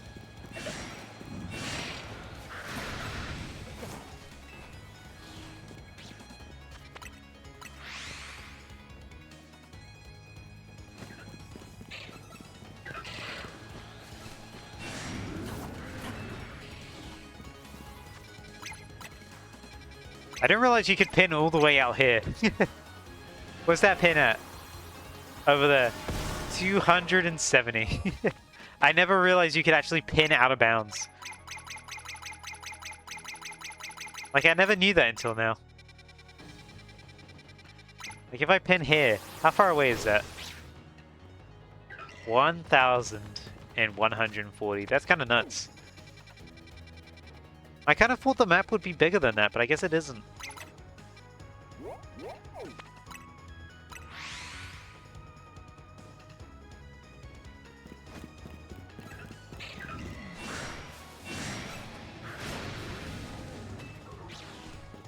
I just realized I never checked if the last Pumpkaboo I caught was a Jumbo or not. It was not, it was another large. I only have larges. Only large Pumpkaboo exists as a shiny, apparently.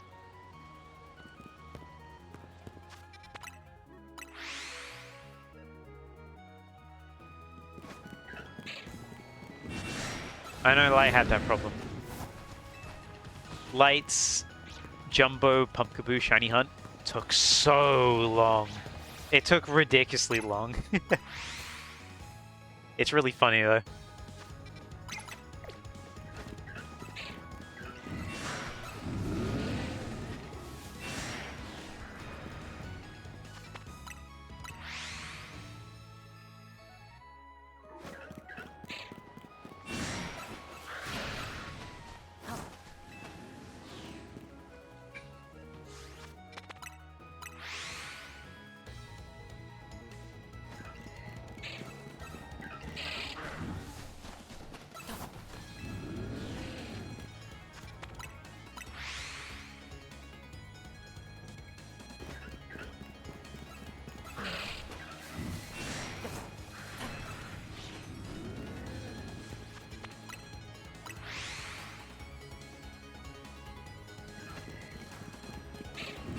I'm starting to get slightly suspicious of the Trevenant now, by the way.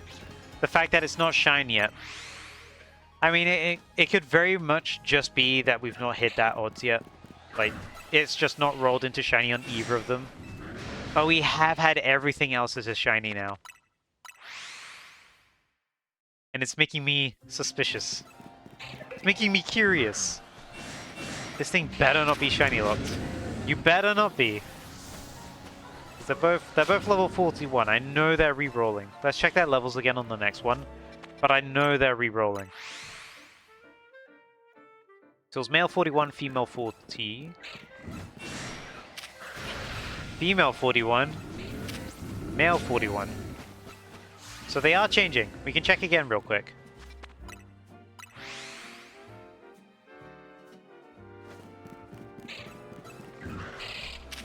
That's female 41.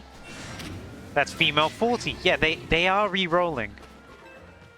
It's just a case of whether they're shiny locked or not, but I'm pretty sure they're not. I think we're just getting unlucky with the hunt at the moment.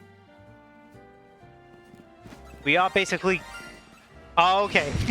As soon as I talk about getting unlucky with shiny Trevenant, a shiny... Why would you get in front of that? A shiny Shuppet is spawned. Thank you for not getting caught by it. Well, we got another shiny Trevenant. No, we don't. We have another shiny Shuppet. Helps if I actually talk. Oh my god, I'm gonna die real bad. I need to get out of here today. Let's leave. Look at that. Another shiny Shuppet. I'm gonna name you Trev. You're gonna be Trevor the Trevenant because I called you a Trevenant. Welcome to the team. Alright, let's drop off Minecraft Tray. Look at my character, so sad. So sad that I'm dying. So many shinies today. Not what I want though, but so many shinies today. Like this already, in 1 hour, 1 and a bit hours, we have beaten out the entirety of yesterday's stream in terms of shinies. Because we got, what, 3 shinies yesterday? We're on, what, 5, 6 now? I need to check how many phases I'm on, actually. Let me see. I'm curious. So we've done 1, 2, 3, 4, 5, 6, 7, 8, 9, 10, 11, 12, 13, 14, 15. We're now on phase 16. Considering we started today on phase 10, we're doing pretty good shiny-wise. Just, again, not on what we want. But eventually the Trevenant will roll. I hope so. I don't want to be that guy that discovers something is shiny locked as I'm shiny hunting it. But maybe I will be. Maybe I will be that guy. You're not that guy, pal. You're not that guy.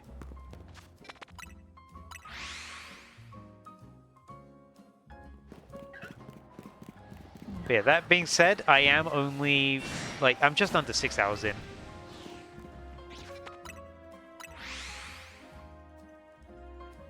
It's all for Pokemon science? Yeah, exactly. I win regardless. Either I get a shiny, or I get a discoverability. Surely this all works out in my favor regardless of what happens. Surely I won't go 40 hours into a shiny hunt.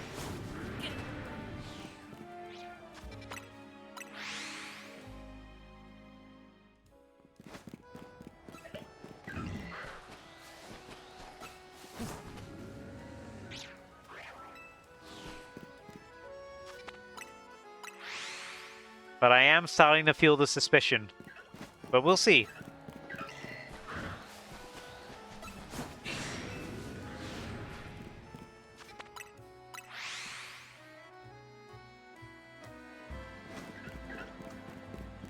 I couldn't find anything about it being shiny locked beforehand. But that's because no one's shiny hunting this. I might be one of the first people to shiny hunt this.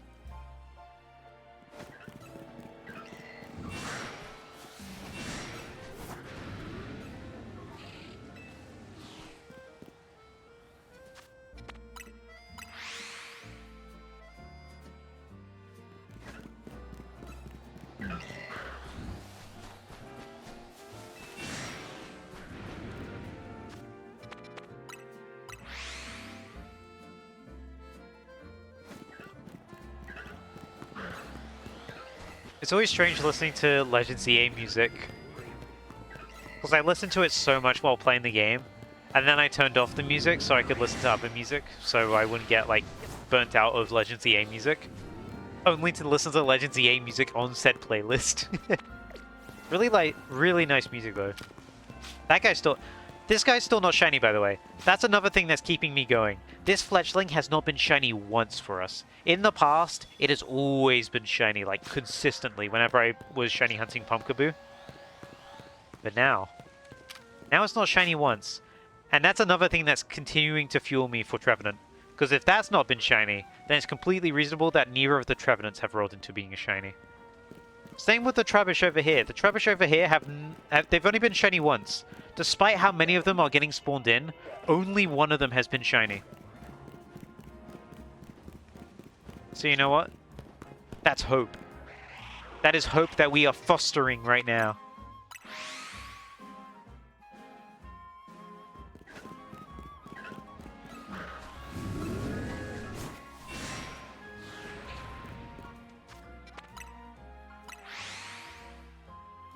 We are scientists.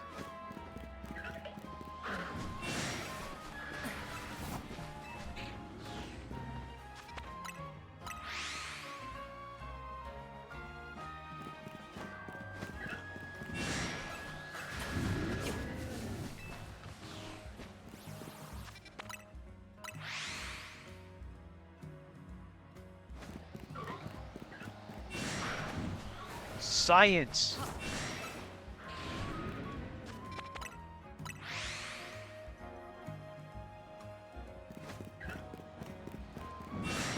Let's check on the Pumpkaboo over here in the corner. Just in case there's a secret shiny. There is not, but there is an item I'm going to grab. Yoink! And that fletchling's still not shiny as well. Hello, Gogeist. Please don't kill me, Gogeist. Thank you. Should I check on those Larvitar again? I don't think they're spawning in, but I do get slightly slightly suspicious. I kept trying to say suspicious, which is not a word. I'm getting slightly suspicious of the Larvitar. I don't know if I'm spawning them in or not. I mean, I'm probably not. Yeah, look, they were not spawned in until I just came up here. So, we're fine on that front. But as a reminder, if you didn't know, Wild Zone 15 starts up here. You get Larvitar there. Maybe you should give away a shiny Pumpkaboo to the NPC for luck. No, she wants specifically Jumbo, and I have 0 Jumbo variants. I'm not gonna give her my first Jumbo when I get it. She can do it herself. She's right next to the zone. Get in here. How lazy.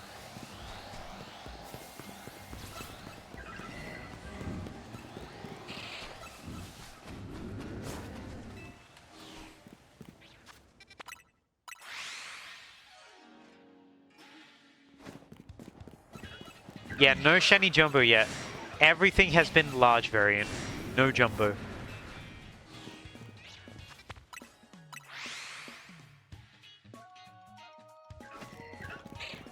Like, I've only had large variant Pumpkaboos. I know we're spawning at nighttime, so large is the most common and Jumbo is the second most common. But it's really funny how we're just getting large. Like, small and medium, I'm pretty sure are still possible in nighttime, just nowhere near as common as they would be during day. Because they're smaller during day. That's another thing that's interesting about this. Medium and small are around more during daytime. Large and jumbo are around more during nighttime.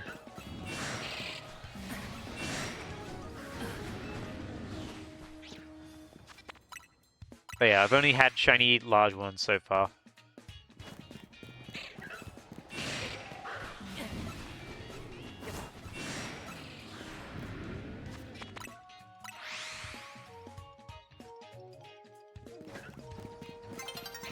I've always had that weird sort of thing with luck, where I have like really lucky things happen to me, and then I have common things that just don't happen to me, despite it being significantly rarer for that common thing to not happen to me than the actual rare thing that happened. It's really funny.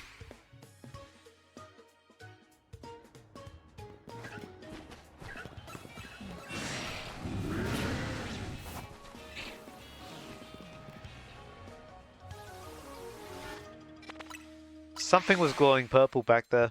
Scary.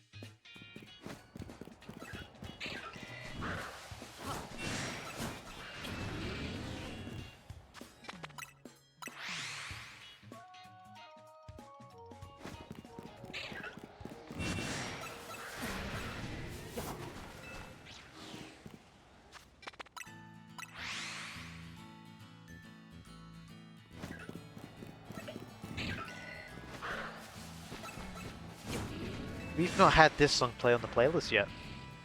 It's nice to hear this again. I remember really enjoying listening to this in Scarlet and Violet. Scarlet and Violet just had really nice music.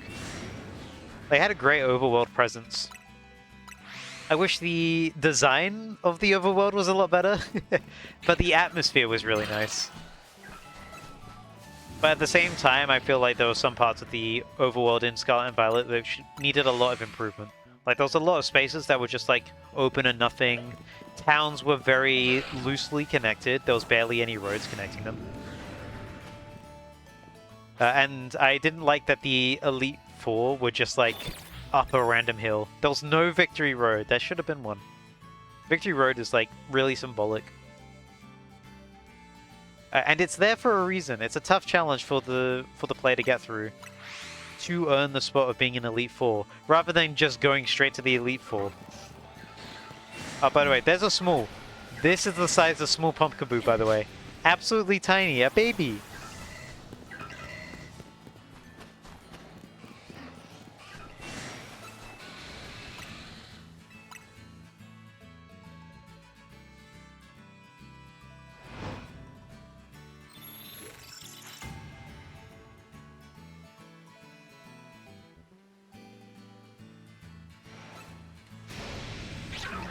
Once again, spotted immediately. Thanks so much, Bennett. You are evil.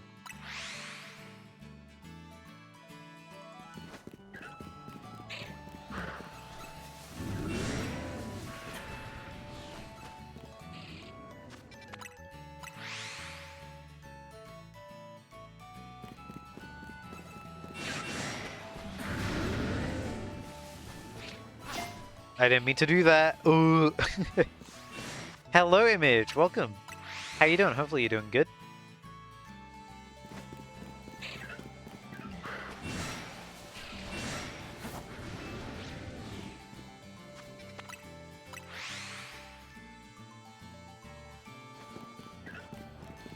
You're on 13,500 on Slugma. Hoping it shines tomorrow before you hit 16k. Yeah, best of luck. Yeah, I hope you get it before you reach double odds. Also, you started Trico and you're up to 900 now. Nice. Good progress already. I hope you get a low Trico, since you're having such a high Slugma going at the moment. You know? Equivalent exchange.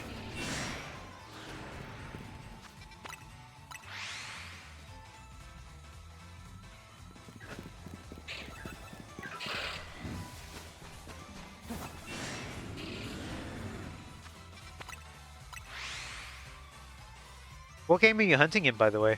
For Trico? Are you hunting in Gen 3? In Ruby, Sapphire, Emerald?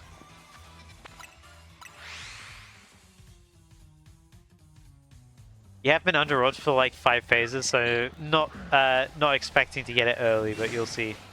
Ah, fair enough. Yeah, we'll just have to see. Who knows? Perhaps every shiny ever will be under odds.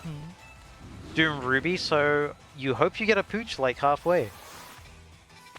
It's always fun like seeing an uncatchable. It half sucks, but at the same time, just having an uncatchable is such a cool moment.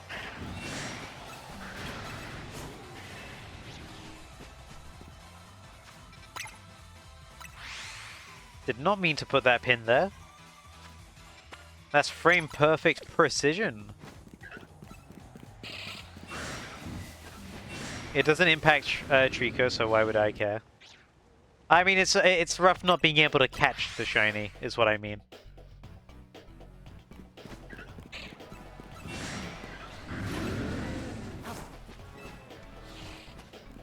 Like, you wouldn't sacrifice it over the Trico anyway. But it's always... It's like, oh, that's cool to see. Too bad I'm not going to see it again. But regardless, it's still cool.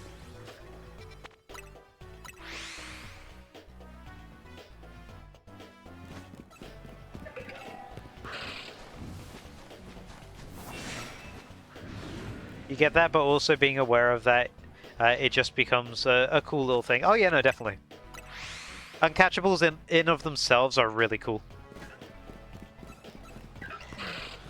Just gotta remember to like take a picture of, or a video of it or something. Something to remember it by.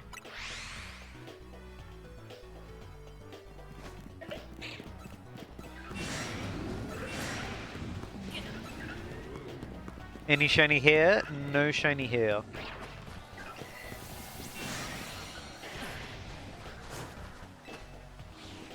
Thinking about buying 2 Japanese rubies and 1 sapphire. Ooh, nice. Getting the full in-person quad hunt going. Unless you already have enough for a quad hunt. Then an even more hunt. If you have enough consoles, that is. They're only $30. And you want to hunt legendaries. $30 is really good for those. I always forget how much better things are priced in Japan. I know the economy is very different there. But they don't have the same scalping problem that the West has. Because the West has a huge scalping problem right now. Like, I try to buy a second-hand game that is still in mass production, and it costs the same as just, like, getting it brand new. It's stupid. It's really dumb. You're buying them in the West, too? They're just cheaper? Fair enough. I mean, like, Japanese versions are just cheaper overall. I don't know why, like, English language is more expensive.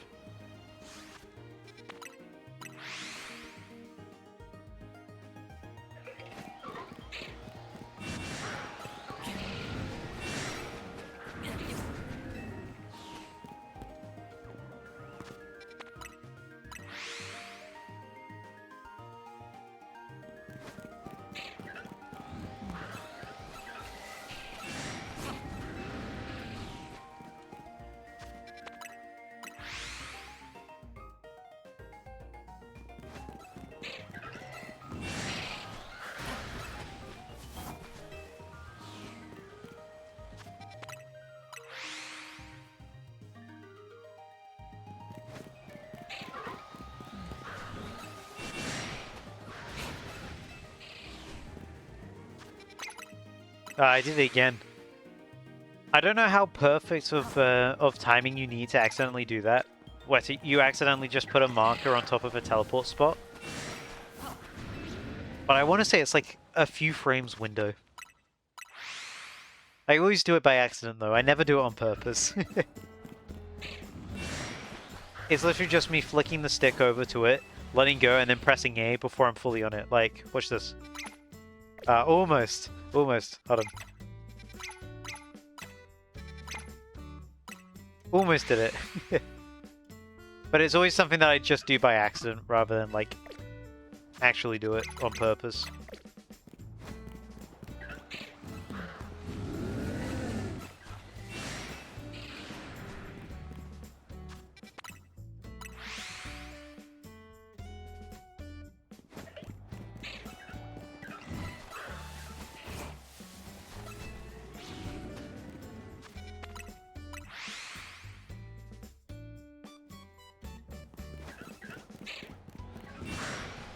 You don't even really know what you're going to do with the copies, but you might do another badge quest for the generation. Yeah, it sounds fun. Badge quests are always really fun to do. I was talking earlier about how I was planning to do one for the Super Mario Mod randomizer. Since they recently did an update for that mod pack? For that ROM hack. They recently did an update for that ROM hack that added in a built-in randomizer mode, which I think is really cool.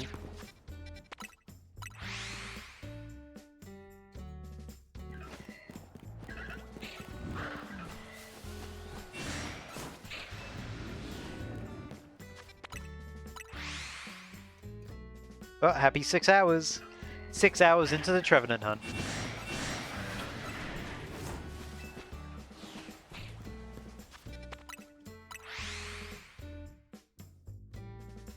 You gotta go for a bit, you'll be back in 10 minutes, no worries. Let's see, any shinies back here? The answer is no. No shinies back there.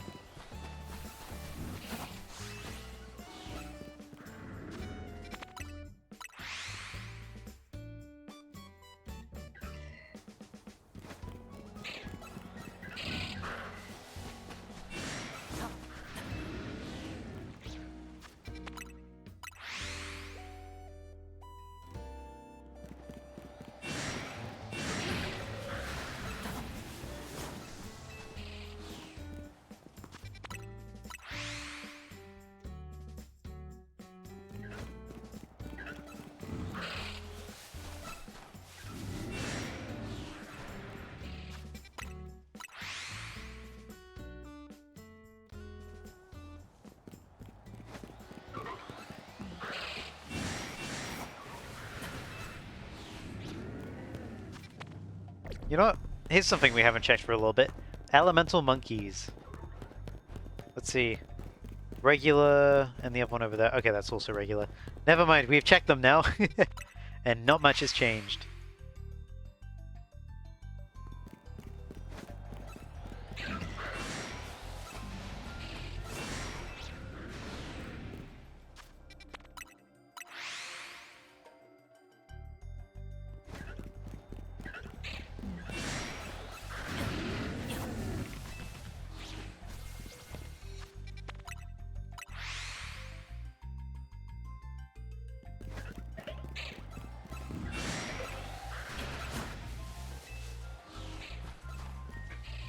Oh, noisy chair.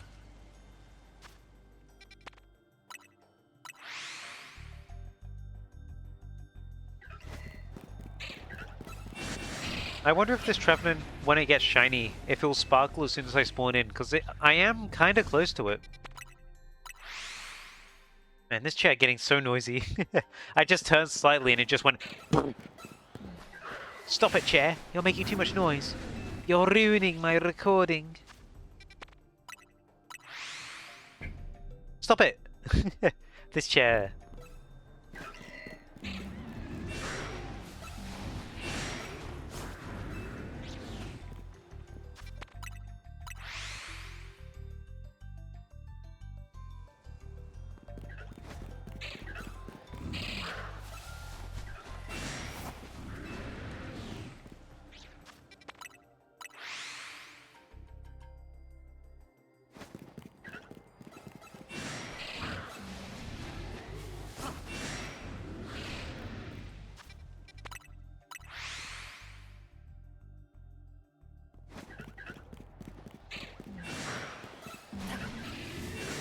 Any shiny hidden? No shiny hidden. Always worth checking on this thing. I don't want to risk accidentally failing another Pumpkaboo again. Although fortunately we did not fail that one. You shiny yet? No. That guy still not being shiny gives me hope for the Trevenant. Like, it gives me so much hope. That Fletchling actually is fueling me with so much determination.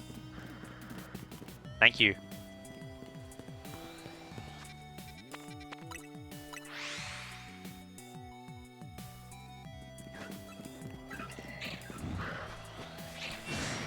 Oh yeah.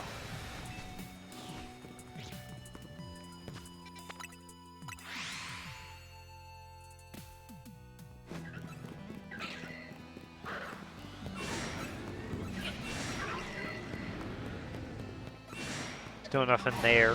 No, sir. Also still not had a shiny that's not a fixed alpha, which is interesting to note. I mean, it just kind of happens. It's not something we can guarantee by any means. We've had fixed alphas, though. We got the Gorgeist twice, and we got the Banette. That's pretty cool.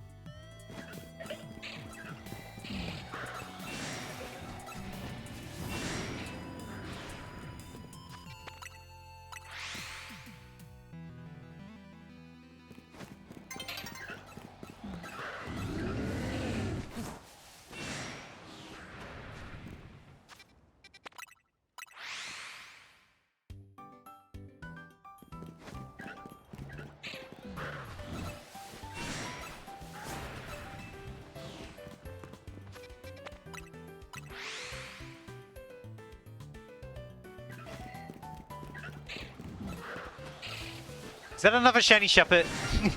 It is! Another one!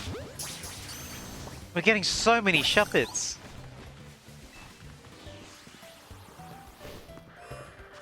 We got a team of them! What do I call you? I'm gonna call you Determination, because I'm determined. Does Determination even fit in here? It does not. You're Determinatio. Just imagine there's an N on the end of that word. Yeah, we got... How many do we have now? Do we have a party's worth? Almost. If you count the Banette, we have a party's worth. So many. So many Shuppet. But no Trevenant. But we will keep going. We're getting really lucky on the amount of shinies we're getting today, though. Just unlucky on the rolls.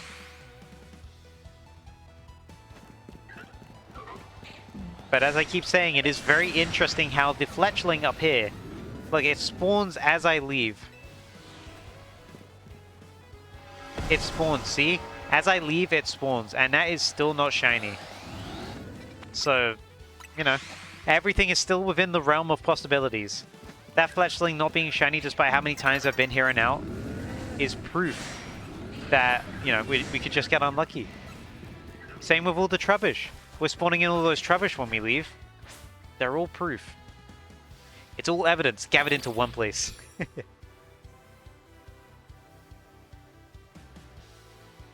But as far as we know, that... Well, as far as we know, but there's no, like, real confirmed source about it. Because no one really does this hunt. But as far as we can tell from what other people have said, but no evidence attached, is that it can be shiny. So we're just going to be lucky about it. That being said, last time I shiny hunted here, I had Trevenant around. That Trevenant was not shiny at all. Just want to put that out there. I did come here to hunt for 2 Pumpkaboo a while back. And the Trevenant were here and they did not shine then. But, could all be a coincidence, you know? Could all still be a coincidence. Anytime now, Trevenant. Anytime.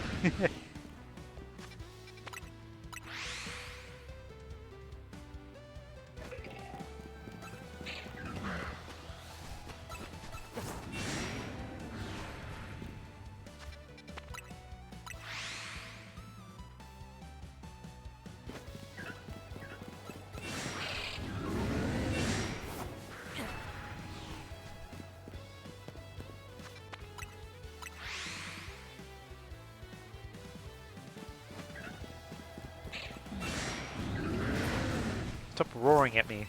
It's so rude to me. Actually, I'm curious, if I go back here... When did I last shiny hunt for the Rogue Mega Rush? Okay, so when I last shiny hunted it, I got these 3. So I got two Fletchling, and then I got a Trubbish. And then I got the two Pumpkaboo that I needed.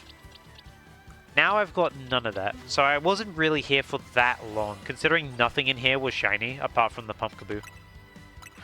That being said, Pumpkaboo's the most common spawn in there, but we didn't have Shuppet be shiny, nor did we have Banette be shiny at that time.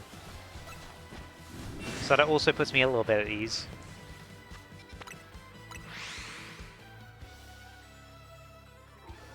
We're at peace. For some reason, I thought that Pumpkaboo was green for a second. I was like, there's no way there's a green Pumpkaboo. And there isn't. I was just looking at it wrong.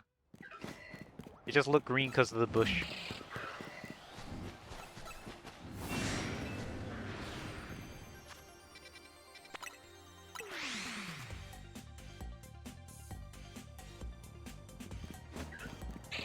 Welcome back, Emmett.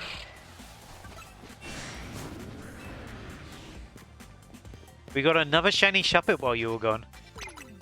Whoops, did not mean to place that marker there, but oh well. And I did not mean to throw that Pokeball at you, I'm so sorry.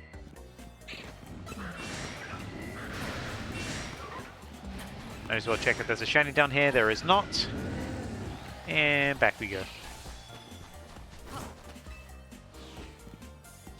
Let's remove that marker. And back to the teleport.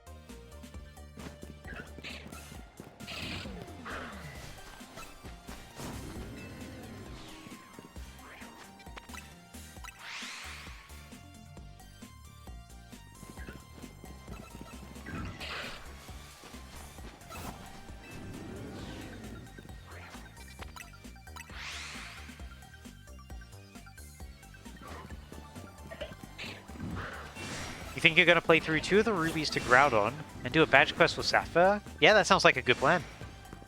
Groudon's a really fun shiny to get. Still not shiny. This lamp always throws me off. It always makes the gray look tan. Just going to check in case I accidentally spawned anything in Wild Zone 19 yet.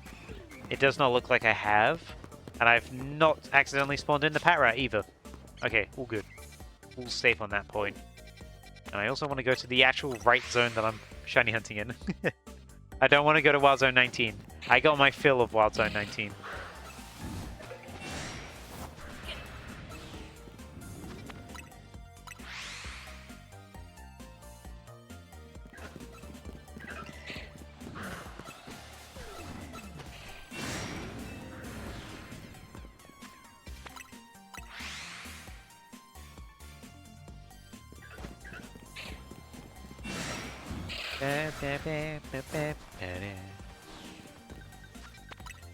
Welcome to the Iono Zone. Another Shuppet? Are you serious? How many? How many Shuppets? How many am I gonna get today? We've gotten like 5 Shuppets today alone. Why? Why specifically Shuppet? So many. So many. Okay, well, we've only gotten 3 today, but still. That is nuts. Da puppet.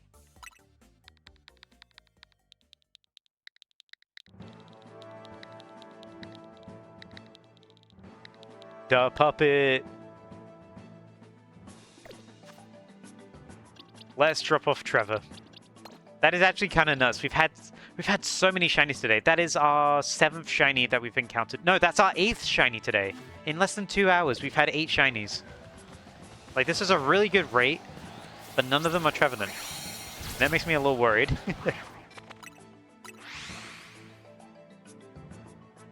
We keep pushing, though. Soon it'll be shiny, surely. Surely we're just getting bad rolls. Surely that's the case. I mean, look, this Fletchling's still not shiny. It would have been shiny by now, you know. I mean, it could still be shiny. It's just how things work sometimes in the shiny world. Well, I haven't checked Trubbish for a bit. Let's check Trubbish. Oh, Trubbish. No Trubbish. I have also just checked the monkeys. The monkeys have not been shiny. I'll check it again after this run, though. I gotta go out through the other exit. Well, not the other exit. I just gotta... I was too lazy to walk out of that alleyway. I just gotta turn right here. Check harder, doi. Oh, why didn't I think of that? Let's see. Normal. And... normal. Yeah, I've not had any of the shiny monkeys be... well, I've not had any of the elemental monkeys be shiny yet. I'm just gonna check on the Larvitar. Oh, there's an Alpha Larvitar there. I'm just checking in case there's a shiny here for some reason. But I'm pretty sure I'm way too high up for them to spawn in. I mean, look, there's I mean, those guys are spawned.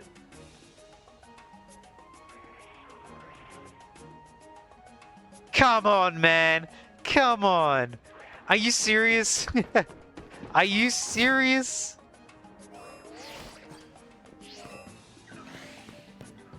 What are you doing all the way down here?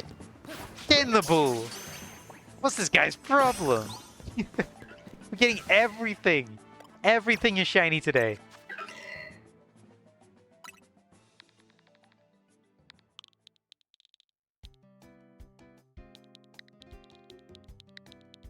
I'm gonna call you Bird's Eye. Bird's Eye View. You know?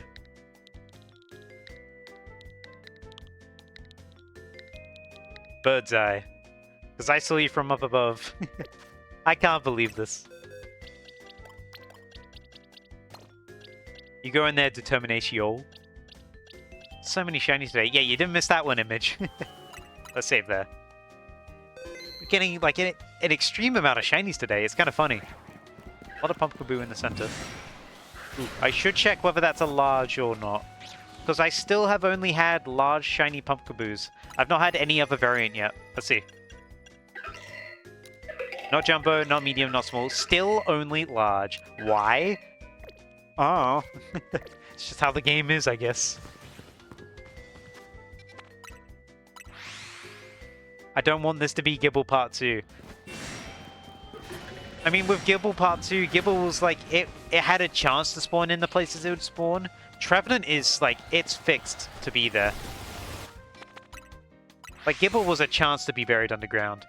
Trevenant is not going away. It's the same 2 spots every single time. We just not rolled it to be shiny yet.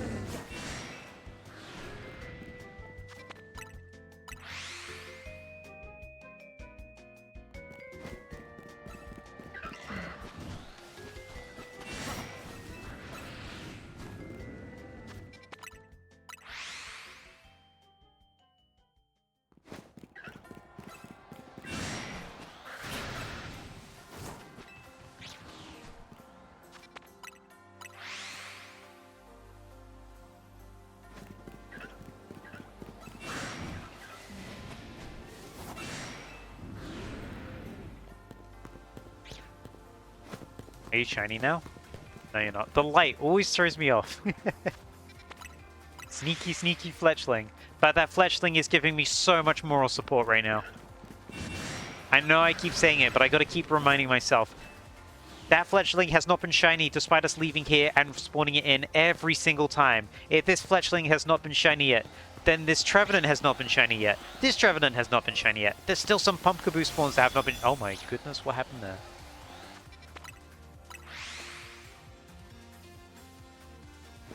The monkeys out here have not been shiny yet. And they are being spawned in every time. So, take that as you will. There are still many things that haven't spawned in yet. The other tree is too far. The other tree is right next to the exit. Oh, that one over there. Yeah, that one over there is too far, but this one here is close enough.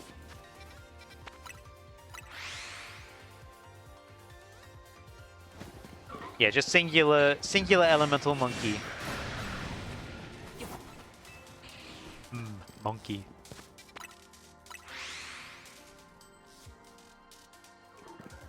Whoops, wrong button. Yeah, that one re-rolls when you fly. We've not had that be shiny yet. So there's still quite a lot that we haven't had shiny yet in this time. And we're 6 hours in. And that Trevenant is very much included. I'm willing to bet it is still available to be shiny after all this time.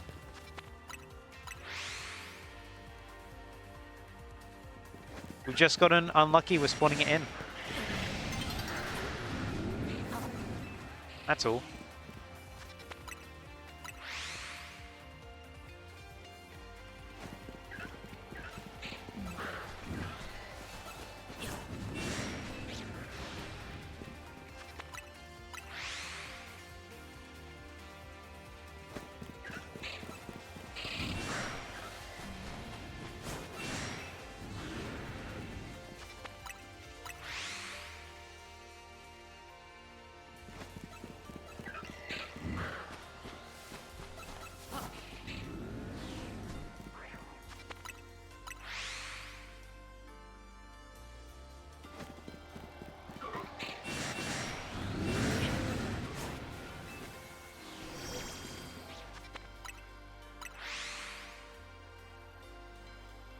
I am also thinking of trying to do another themed shiny hunt at some point soon.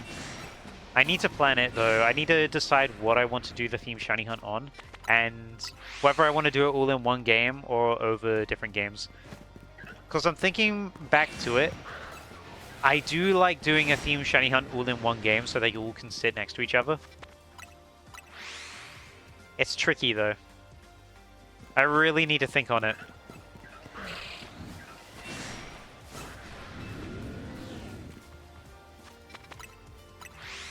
But doing it all in one game, it just appeals more to me.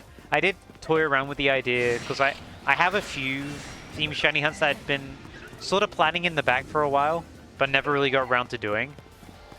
Some which were over multiple different games. And I just kind of think about it and be like, it's a shame that these won't be in the same game together. Like, sure, I can transfer them all over through Pokemon Home. But to me, that doesn't really appeal as much, you know? I just like being able to hunt them all in the same game. So I need to think about what I want to do for that. Maybe in Legends EA. I've not done one in ZA yet.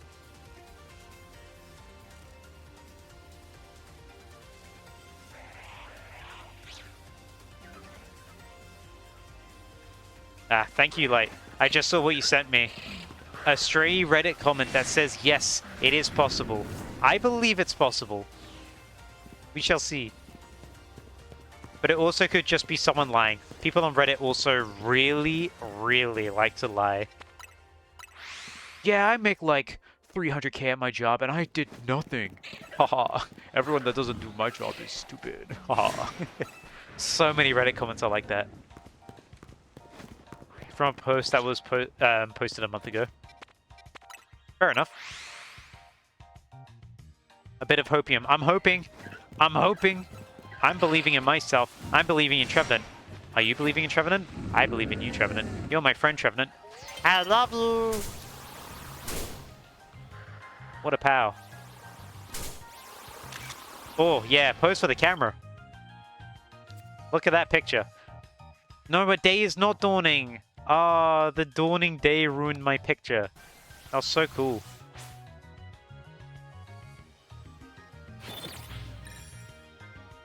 Regardless, I'll take another picture. You know what? I'll try and take another picture when the shiny actually shows up. How about that? Let's check on all the Pumpkaboo around here in case one of them's shiny. I don't want to lose them.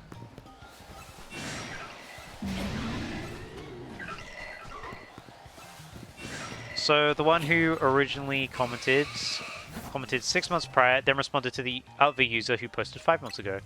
You're still a believer. Very much so. However, that was before Mega Dimension. Take that what you will. As we know, Mega Dimension kind of messed with a few things.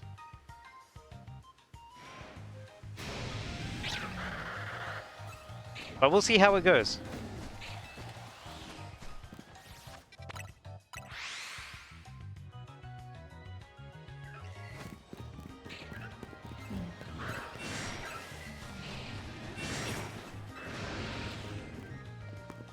Maybe they shiny looked it. Maybe this is my my shiny elemental monkey trio.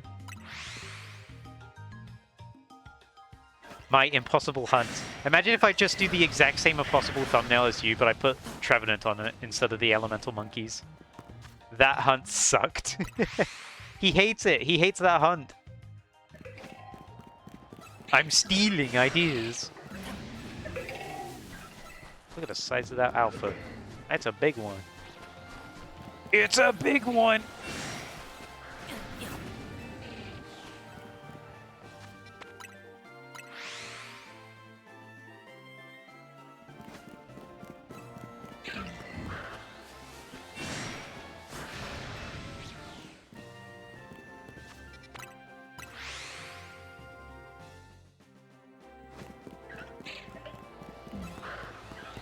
You spent more time testing the whole triple spawns all over the city than getting good results. Ah, tragic.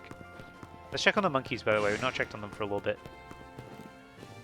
There's one, and the other hasn't spawned in. Oh, no, it's there. There it is. But yeah, too far away. Too far.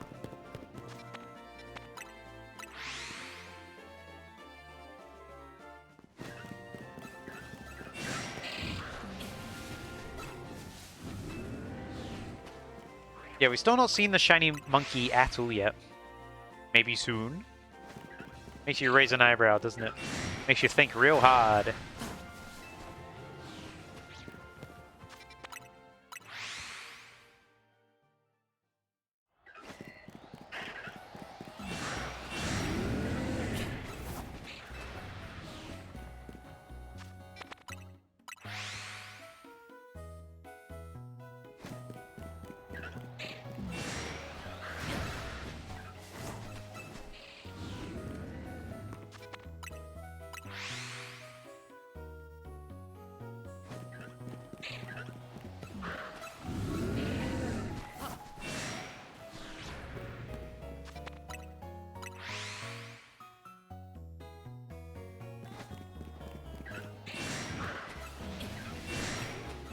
Pull up.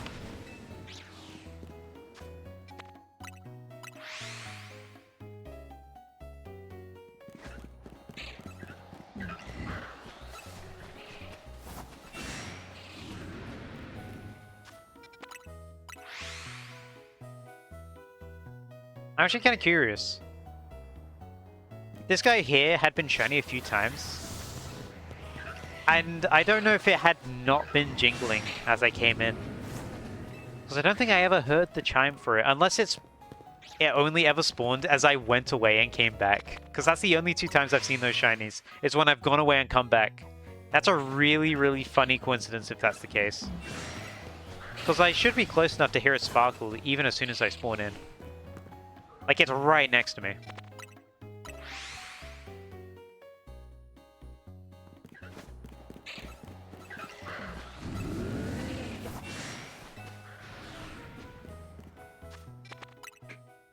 Oh, noisy chat. Likes to click and stuff. Okay, let's check this corner. Anything? No. Nothing.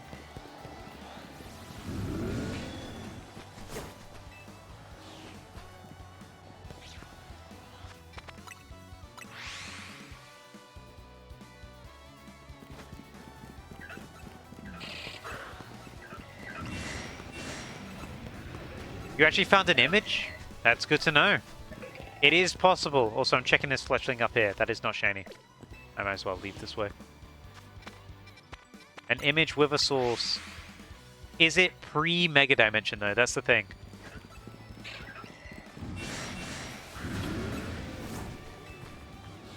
Let me take a look at this image.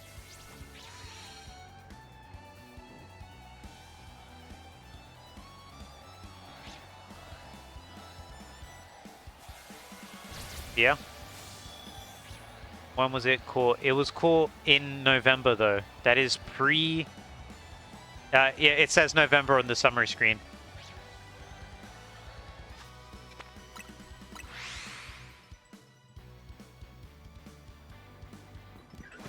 We shall see, though. Maybe I'll get the first one since Mega Dimension came out. It's at least possible. Oh, no, I believe as well. It'd be really, really strange if somehow they made specifically Trevenant that spawns in Wild Zone 15 rare. Thought this quest was Mega Dimension. No, it's one of the last ones in base game. I just didn't think of doing it until now.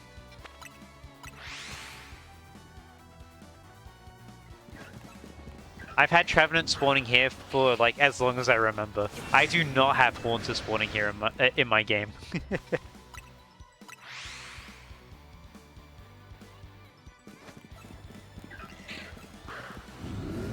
Like, I got 0 Haunter here. To be honest, Trevenant is a lot more... It's a lot more fitting to be here, in my opinion, because this is quite like a tree part of the city. It makes a lot of sense for it to be here. I mean, I can understand it being in Wild Zone 11 as well. I think it's 11. No, it's not 11. Can't remember the Wild Zone name. But regardless, it makes sense for it to be there. I don't know why I teleported to here, but oh well. You think you've either already done the quest or don't care to do it since Mega Dimension? Oh, many have done that. Yeah, I think so as well. I think it's a topic a lot of people just don't know about. But regardless, it'll be fun to finally get the shiny, and it'll be fun to make a video on it. Because I'm definitely making this a video regardless of whether it's shiny locked or not. Because if it is shiny locked, then that's a potentially an even more interesting topic. Because that is something that was previously possible that got patched out. Which would be very interesting to see.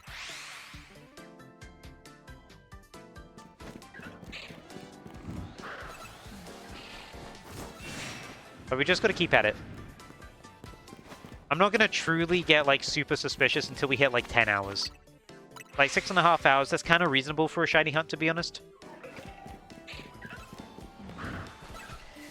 Like I was talking about when we were doing the Wild Zone shiny hunt in this game. I didn't get a shiny to spawn in Wild Zone 20 until like 2.5 hours in. And if you think about how many encounters I was doing, like that was a lot of encounters.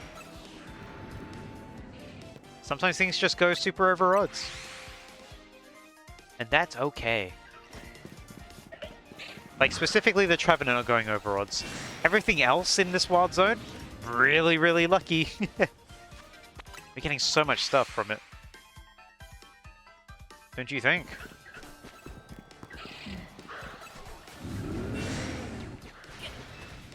Let's go check on the monkey again real quick.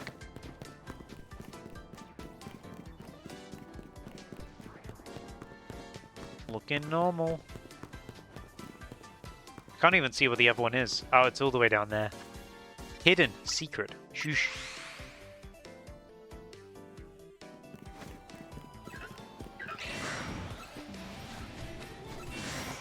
Yeah, I got the alphabet earlier today.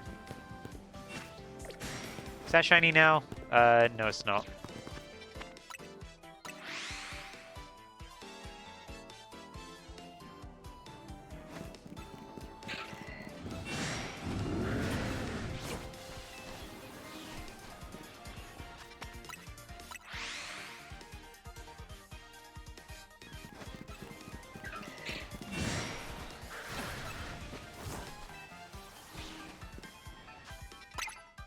I did it again. I keep accidentally doing that. I keep accidentally placing a marker on top of the spawn. No, I don't want to go to that cafe, please.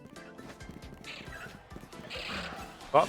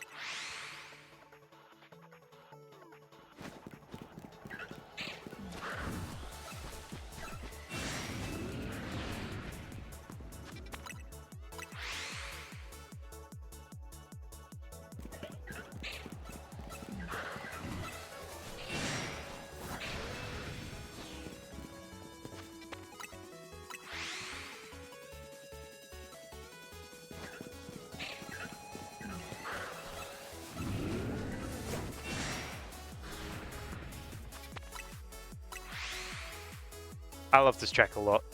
The Minecraft official remixes have so many like good bops in them. Also, very YouTube safe, which is nice.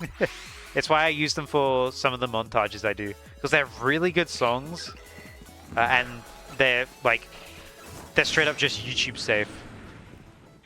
Like Minecraft themselves have said that. They made a playlist on Spotify with all of these songs in it called YouTube Safe. It's funny that they did that. But it's also really cool that they did that. Because considering these are remixes rather than like in the game themselves, you wouldn't be too sure, but these are like official remixes. But they're all Monster Cat artists that do the remixes anyway. They partnered with Monster Cat for a lot of these.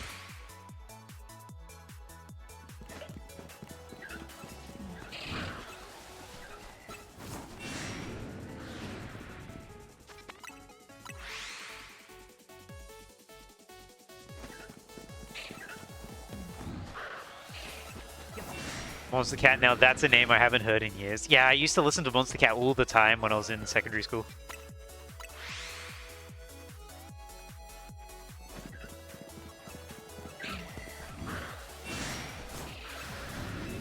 I used to get like a lot of their albums like very early on. I sort of fell out of listening to them as much, just because like I sort of listened to everything Monster Cat had at the time, and I sort of got a bit burnt out of it. But every once in a while I come back to it. I don't recognize as many names because, you know, they refresh the roster. But you know what's crazy? You know the artist Marshmallow? They're a part of Monster Cat. Like, Monster Cat has some really big names to them. Like, I don't know if you know the YouTuber Bishu. Bishu's also a part of Monster Cat as well. Like, it's crazy how much Monster Cat has grown.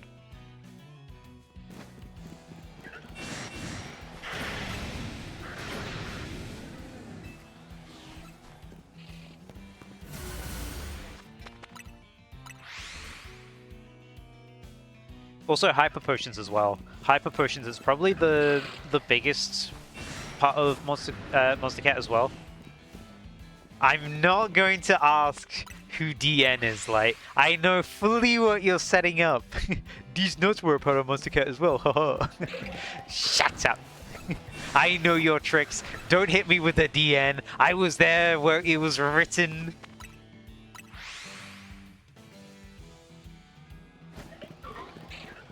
You trickster.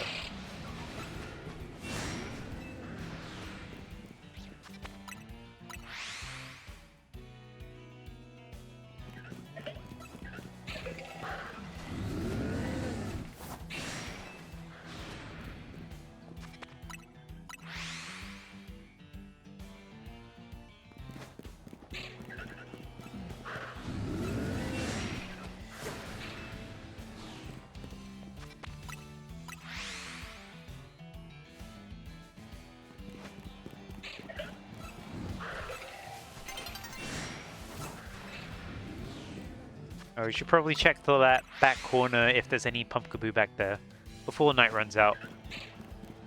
You know, just in case. Just in case. Although, we're probably not going to catch it if there was. Oh, no! Okay, there's nothing there.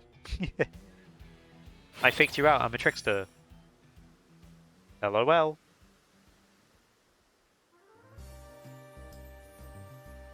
Another day goes by. Let's check if anything's shiny here. It doesn't look like there is, although that's a tiny, tiny, tiny Pumpkaboo.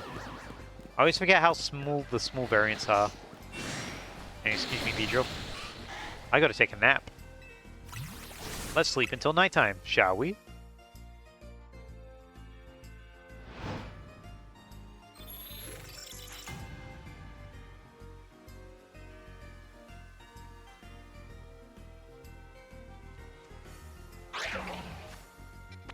Something swatted me. Who saw me? No one saw me. Oh, it's you. Sneaky, sneaky Shuppet. How dare you? I always forget about that Shuppet. I always forget that it just hangs out in that corner.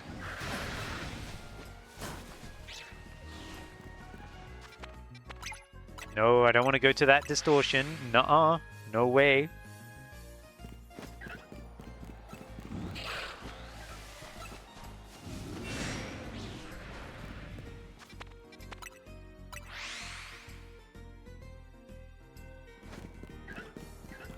There's a battle zone? No way! I missed... There's a battle... No way, I should do it. You're so right. No way, I didn't realize one spawns. No way, is that new? Are battle zones spawning at night new? Did they add that in like a new surprise like shadow drop update? Is that new? I didn't know that was a thing. No way. It's DLC too. Who else is still a DLC 2 believer for Legends EA?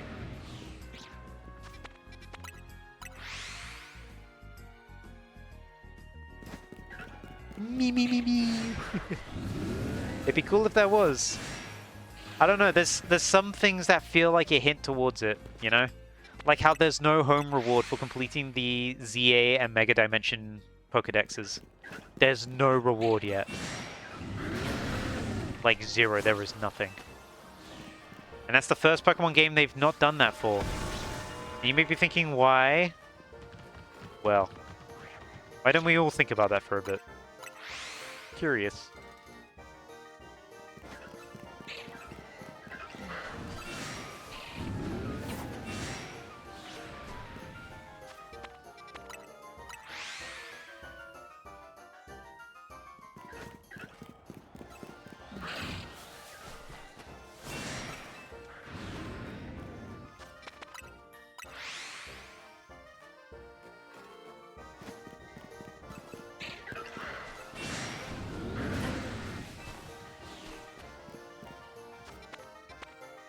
Go up, go up, go up! Thank you! That map was struggling. But you know who's not struggling? Me! Check on these guys. I want to check on this fletchling up here again. I've not checked on it in a little bit. The answer is no. No shiny.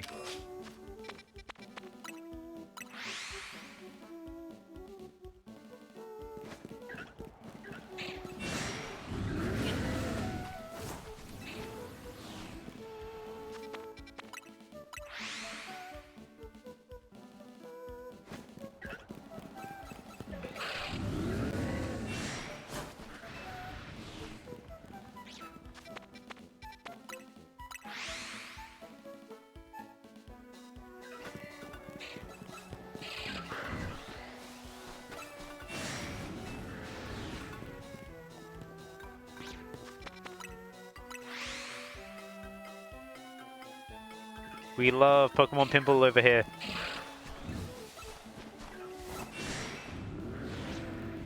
I'm gonna check on the Trubbish. Not checked on the Trubbish in a little while. I know you're not shiny.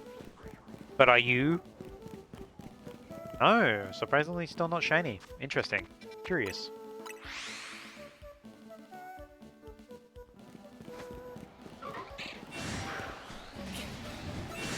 It's too far, no? No, we've had Trubbish spawn before. We just get the Trubbish spawning in when I stand here. Actually, I think from here. Let me mark it actually. Let me mark it on the map. We have that ability. Let's say the back corner here. I've accidentally pinned the roof. Hold on. From there. I've still pinned the roof. Hold on. Hold on. You know, let's just go from the center. Oh yeah, it is too far. I guess I've only ever spawned it in because I've gone here. Here spawns it in. But not the exit. So I guess I've been spawning it in whenever I've gone to check on this guy. Interesting.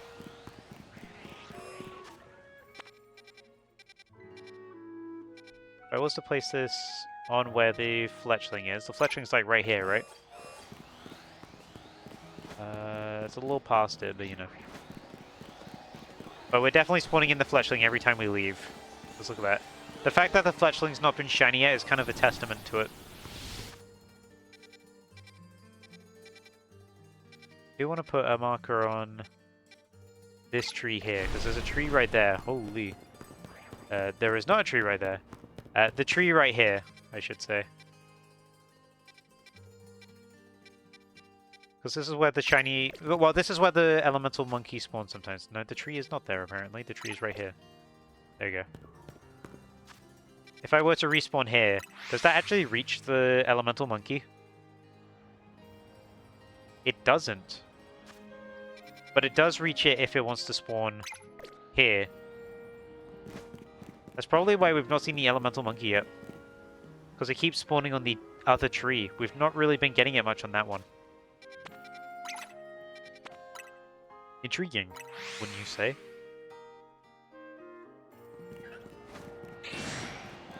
Uh-huh. You know, theoretically, I could just spam the teleport to the cafe rather than just run through the whole time. Like, what if I just... Oh, no. It'd take me all the way over there. But I could just literally do this. And it would spawn in the Trevenant every single time. Yeah, turbo controller. Turbo controllers can do this. But we'd just be mass spawning them in. Bing, bing, bing, bing, bing. I mean, we're not turbo controlling it, obviously. I just want to do this for a little bit, see if it wields any results. You know, do something slightly different. Because we are getting both of them in. You will get seen soon. Oh. You just had to say that. You just had to say that, huh? You just had to say that. Yep.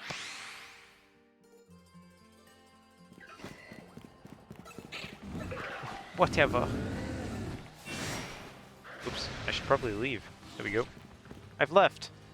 Okay, now that's shiny. No, it isn't. Again, you always trick me. You tricky, tricky bird.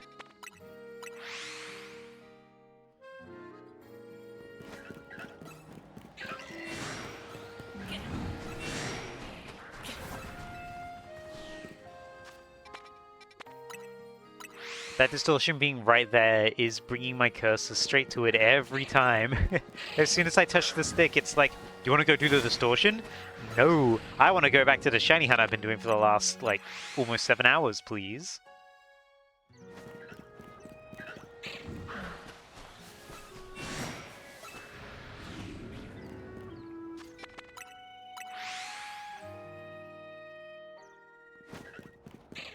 The birds are singing to me.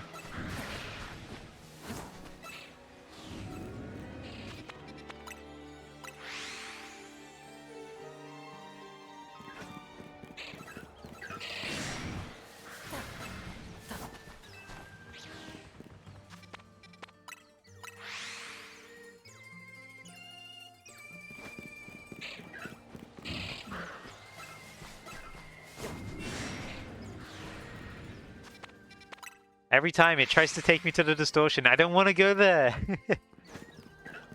Stop it, huh? You're ruining everything.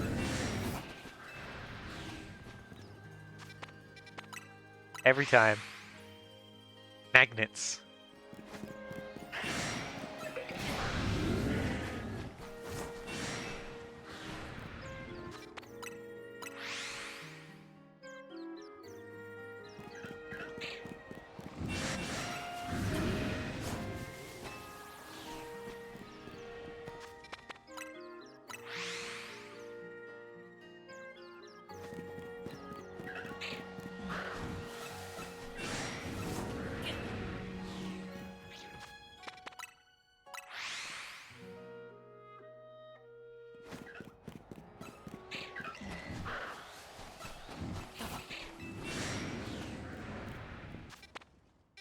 Again. It's got some serious magnets to it. It's kind of crazy.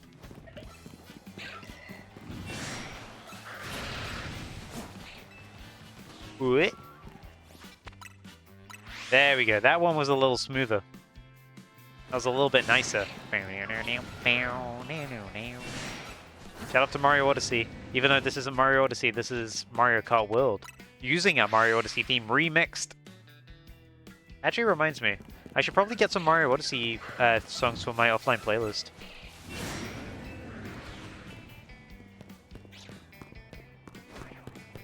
Mario Odyssey has a really, really good soundtrack. I should probably make use of it. Are there any shinies hidden back here? The answer is no. I will take this though. Thanks for the tiny mushroom.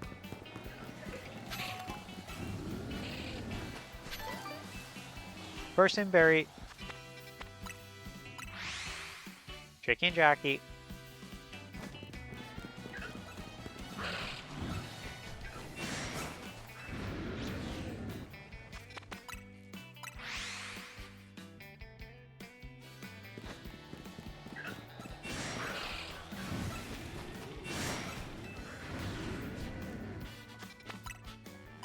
Dun, dun, dun, dun, dun, dun.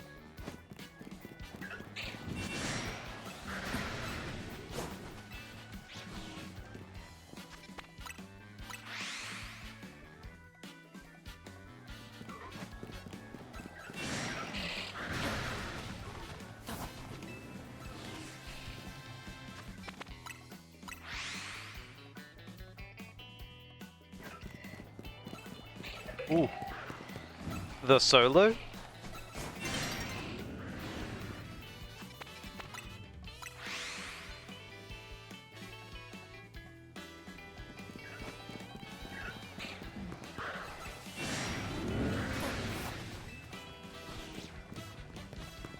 Let's check on the elemental monkey again real quick.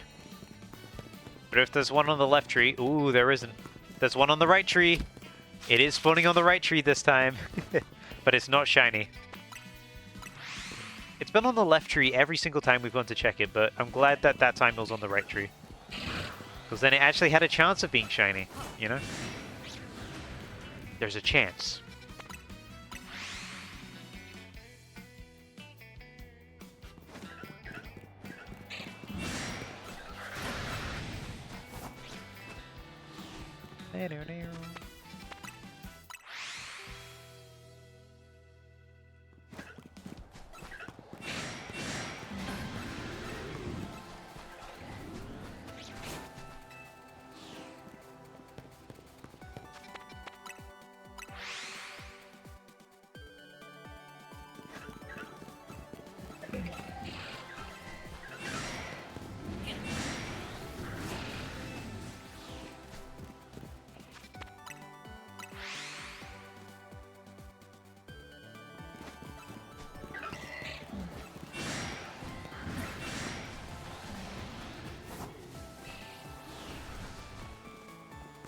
Alright, I'm just going to BRB real quick. I'm going to take a quick break, get a little snack. It's towards the end of the night anyway right now, so I'm just going to pause the game. There we go.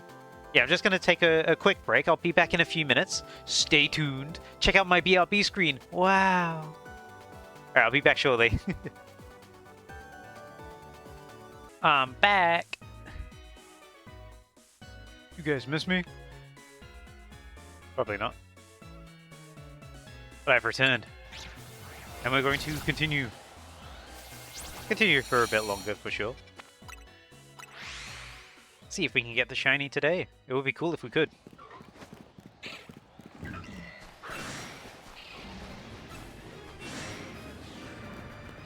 I see you enjoying the Chien-Pao mouth pop emote while I was gone. And then the Jesse Cox pog.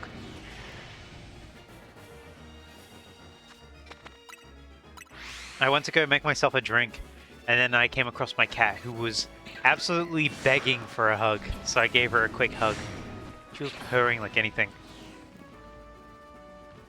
She's one of those cats that just, like, loves a good hug. Like, I pick her up and I rock her in my arms like a baby, and she just loves it.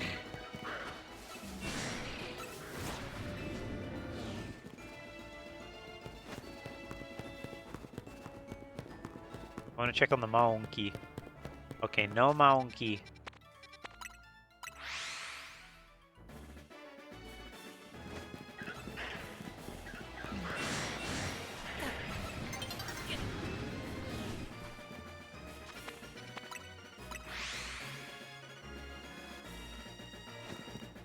Oh yeah, time's almost changing.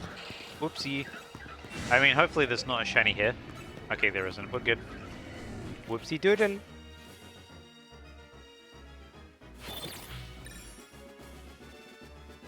How's everyone's evenings going, by the way? Hopefully having a nice chill time. Me? I'm shiny hunting. I don't know if you knew that. Considering the lack of shiny Trevenant. Although, to be fair, we've been getting a lot of shinies today. Playing some Final Fantasy XIV? Nice. You've reminded me, I did want to try and do some Rivals of Aether 2 tonight. Try and climb ranked a little more. I don't know if I'm going to have time to. Because I be dedicated to this hunt today. I doobie. Trying to get an achievement for the day. Nice. What game are you trying to get the achievement in?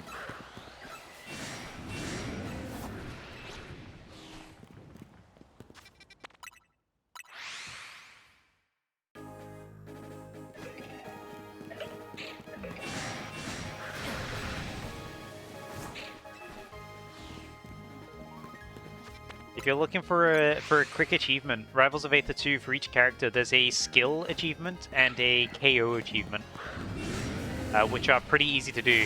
You just need to, well, as soon as you know how to do it, you can just literally do it in practice mode. You don't even need to be in an actual game to do to get those achievements. Oh, I'm about to sneeze, even though I just came back. Uh-oh, here it comes!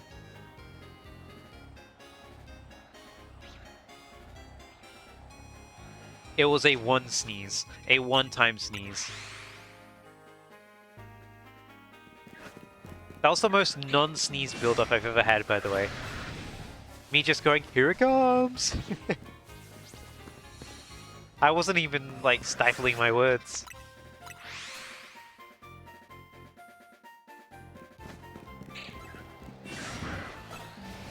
Ooh, I accidentally stopped running. How dare I?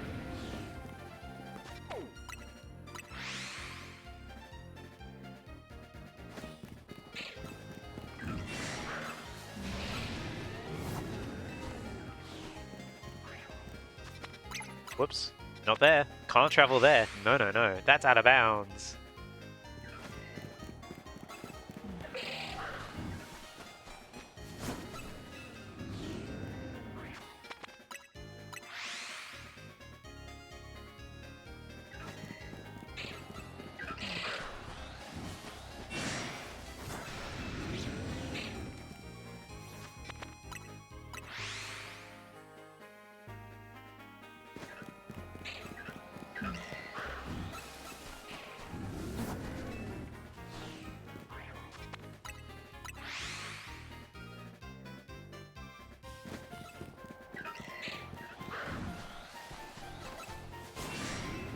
I was about to say we've had no shinies for a bit, but I think that's because I went on BRB for a while. That might just had something to do with it. Just a little bit. Just a tiny bit. It had something to do with it. Oh, sorry, Ginger, I missed your message. You're playing New World right now. You got backup games. Nice. Achievement a day keeps the gamer away or something like that. Whatever the phrase goes.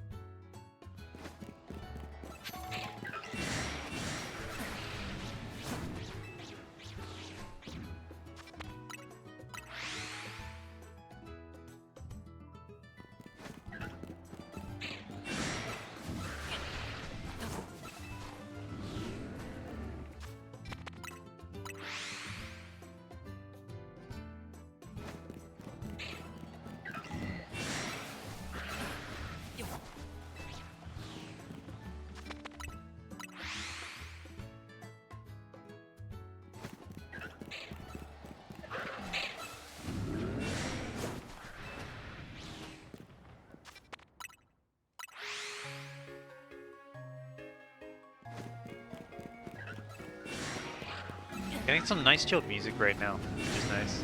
Like, I know this whole playlist is made around chill music, but we're getting a really nice stream of extra chill stuff. It's cozy. I still gotta add more to it. I added a lot of tracks recently, but I want to add a lot more. It's one of those things that it's never enough, you know? Because I currently have, like, what, 80 songs in the playlist? It's not enough. We're going to be repeating songs too often. I mean, you remember my old playlist, right? I had 800 songs in there. And I was always like, not enough. I needed more than 800 because we were hearing some songs too frequently. So you can imagine how I feel about a 90-song playlist.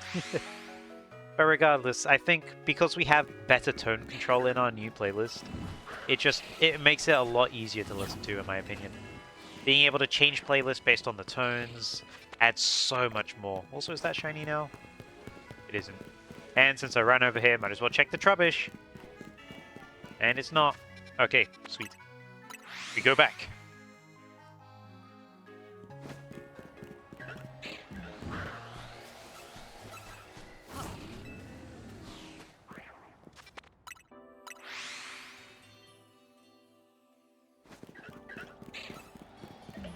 Pokemon music is just really good for having a nice, relaxed, calm, upbeat vibe, you know?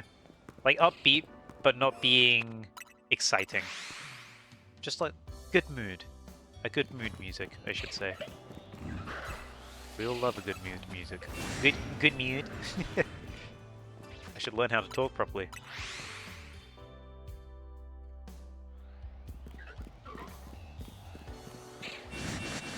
Just taking a gentle stroll this time.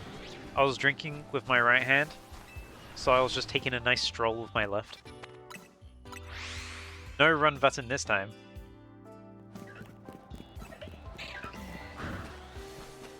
Olio.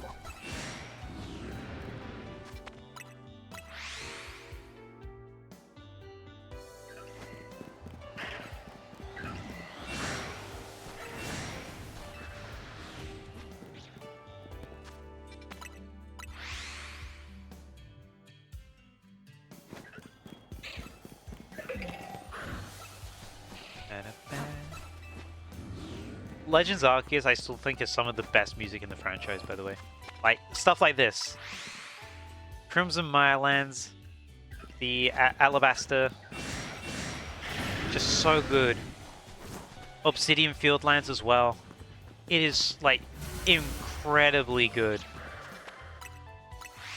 True. It really is. It's like, it hits the mark so well. I will always come back to listen to Legends Arceus music. No matter what new music comes out, no matter how good like the old music is, it always comes back to Legends Arceus for me. That game is like... its music is so, so good.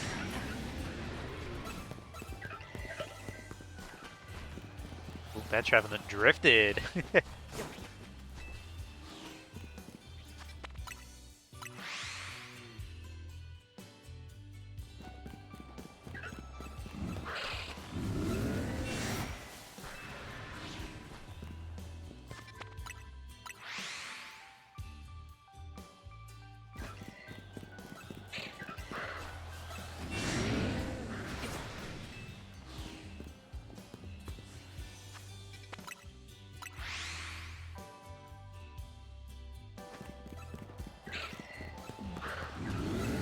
Excuse me, Trevenant.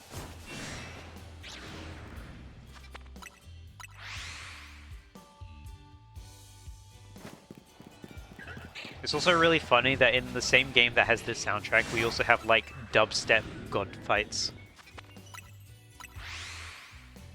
Because like Arceus' boss fight, its music goes like into hardstyle a little bit. And then there's Origin Palkia and Origin Dialga. Their theme caught me so off guard. I mean, their form altogether caught me off guard, because I try to stay unspoiled on Pokemon games. I don't like looking at leaks at all. And I try to avoid them at all costs. I did not know anything about the origin forms for Dialga or Palkia. So it really, really caught me off guard. So to, like, imagine having all of that music to be the tone of your game. And then suddenly, because I fought against Origin Palkia, suddenly I see Palkia's like a centaur now. I'm like, what?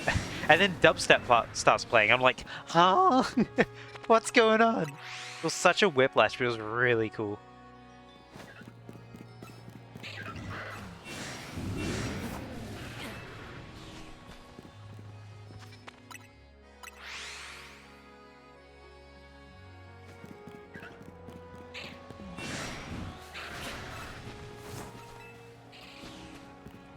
I will say it's also pretty interesting that Darkrai is capturable, like, in both Legends games. Sure, you need like I think you need EDSP save file data to unlock Darkrai in Legends Arceus, but still, Darkrai is like one of the only Pokemon in both games, which is really, really weird for a legendary, not even a legendary, for a mythical to be the only one in a not a side series, but sort of in like in a subtitle. It's the only recurring mythical. Or is it? Is there another one that's recurring? I don't think there is. I think it's just Darkrai that's recurring. I mean, Heatran's in both as well. Heatran and Darkrai are in both Legends games.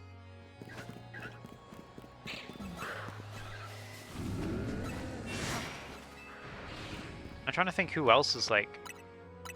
Who else is in Legends? Legends Arceus and Legends EA. That's like a legendary slash mythical. Because it got Darkrai and Heatran. I'm really trying to think of who else. Because Manaphy's not in this game, Fion's not in this game. Shaman's not in this game. Keldeo! Keldeo is not in Legends Arceus, never mind. I don't know why I was so excited, like, oh, I know the idea. It's Keldeo. It's not Keldeo. Keldeo's not in Legends Arceus. What was I thinking?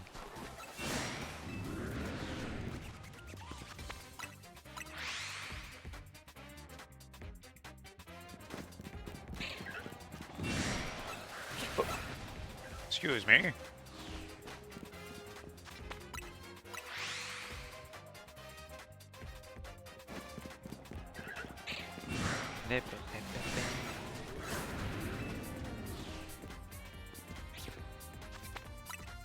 By the way, sort of going back to the loose topic of Legends Arceus, I still think that out of all of the regional forms that we got, I think the Hisuian set might be the strongest. Because I really, really like what they did with the Hisuian regionals. I think they're really good. Alolan are pretty good as well. There's a lot of Alolans I like. There's some I'm like, kind of... Like, I think they're alright, but there's more Hisuian ones that I'm, like, a lot more excited about. Galar is, like, a little bit in the middle for me. There's some Galarian Pokemon that I really, really love. Galarian Regionals. And then there's some that I don't really like as much. But then overall, like, the overall Hisuian Regionals, I think are just so good. Like, they're really strong. Paldean are pretty good as well, but Paldean only has, like, 4 Pokemon, and 3 of them are Tauros. I will say I really like what they did with Paldean Tauros, but I don't think you can have, like... I don't know, it just felt weird having regional variants of Pokemon, but, like, there was only 2 of them. Paldean Tauros and Paldean Wooper. Like, sure, there was Convergence, and I like Convergence a lot. I think they are better than regionals, in my opinion. But at the same time, it's like... a bit of a strange one, you know?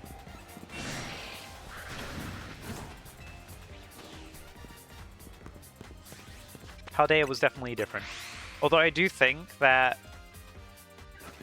My personal opinion is that the Paldean forms were going to be a lot more, like Toedscool and Toedscruel. I think they were going to be... This is my personal opinion, I don't know this for a fact or not. This is just my theory. But I think that Toedscool and Toedscruel were going to be Paldean Tentacool and Tentacruel.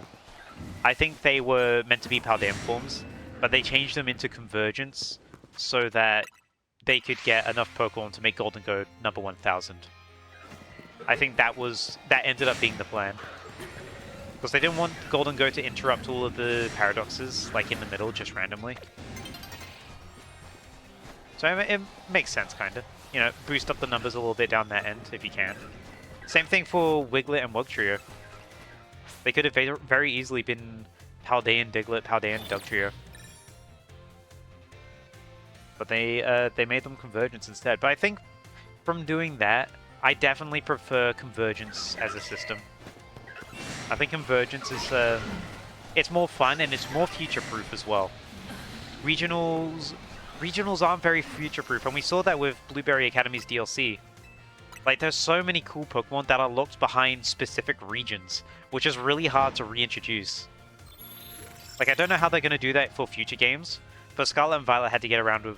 they had to get around it by introducing a Terradome that emulated different climates.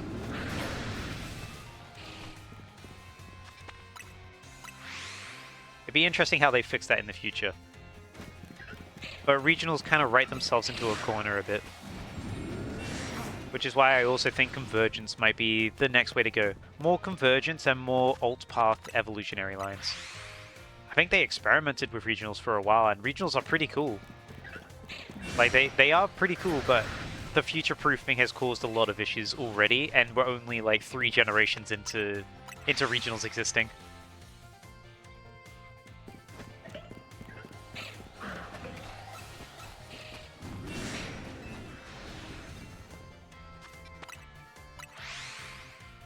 This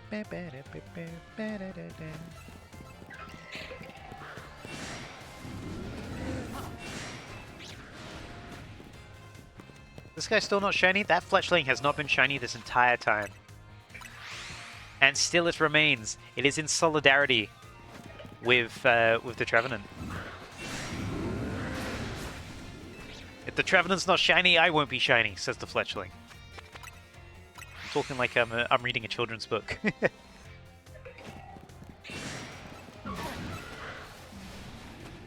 Let's check on the elemental monkey. We've not checked on the elemental monkey for a little bit.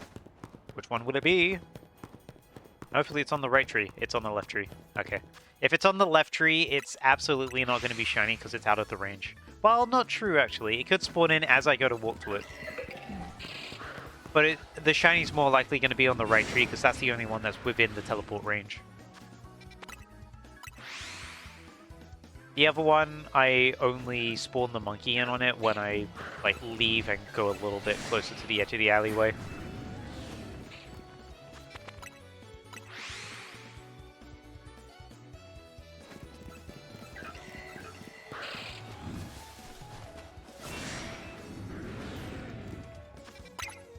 I did it again. I placed a marker on the teleport point. Stop doing that. You're ruining it. Ooh, that's a big pumpkin over there.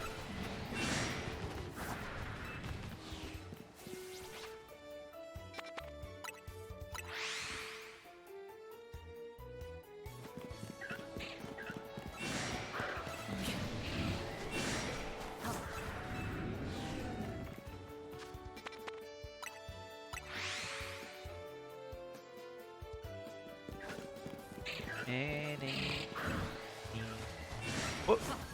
Avoid the tree. I don't want to get killed by it. Thank you.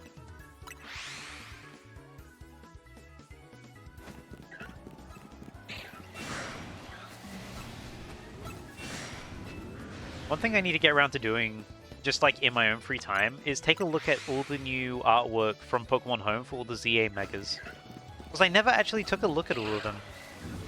I took a peek at some, but I never looked at all of them. And I do like looking at the home artwork. I think the home artwork is really nice. It is very smooth though. And I will not forget that they got some shinies wrong very early on into home. But they did fix it.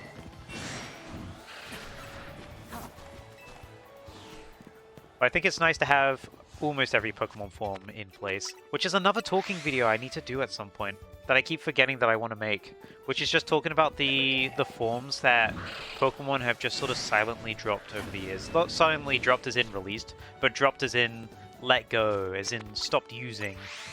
And Pokemon that are actively not in home at the moment, because there are quite a few forms that have been left behind in previous generations that were absolutely usable Pokemon. Something I want to touch up on again.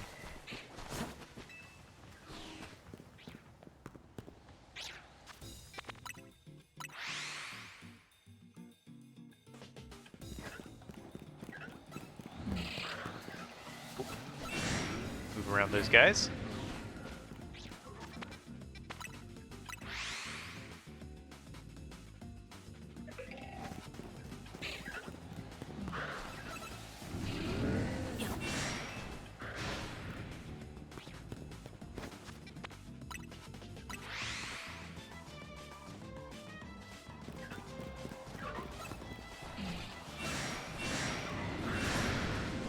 Everyone's roaring at me at once. Please don't do that, it's scary. See, Elemental Monkey on the right tree this time. Not shiny though.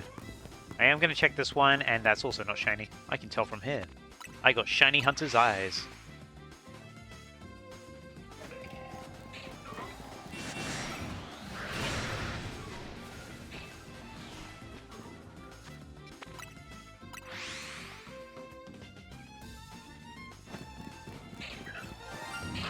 Oh, come on! Another shiny Alpha Burnett? No way! Oh, it didn't catch. Okay. Ooh. Yeah, what do we do? What do we do? What do we do? What do we do? What do we do? What do we do? What do we do? Let's wait out here. Let's wait it out. Let's wait it out. It'll calm down if we stare at it through glass, like we're at the zoo. Okay, or you can just come out here. Or you can just Does this make this uncatchable?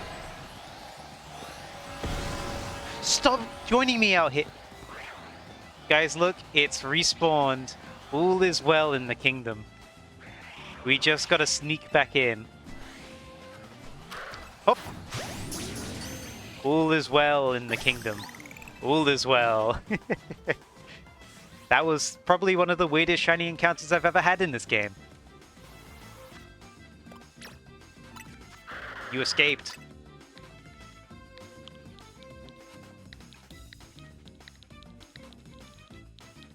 I'm gonna call you Escape.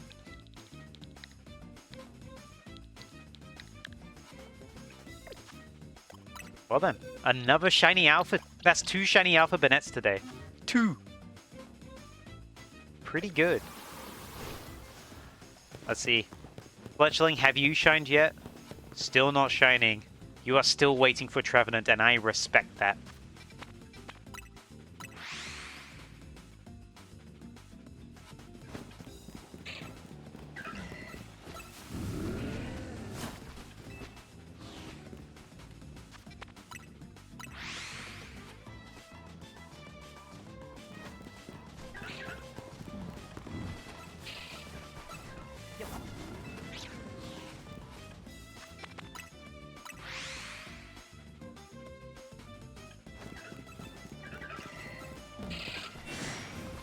I was really hoping that that sparkle was the Trevenant around the corner that I didn't see.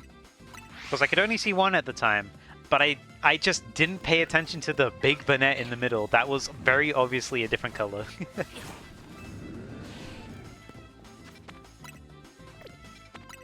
Funnily enough, just before that shiny showed up, I was about to say, it's actually been a little bit since our last shiny, and when the next one's going to show. And then boom! Banette. I didn't say it though, so now it's not as funny.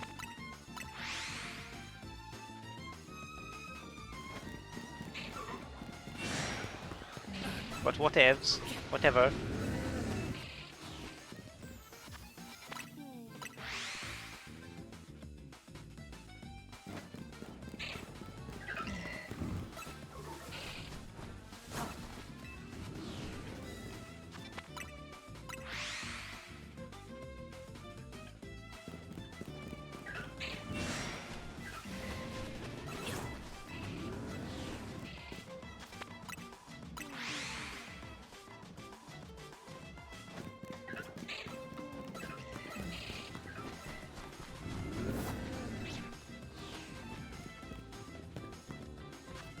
Whoops, don't want to do that.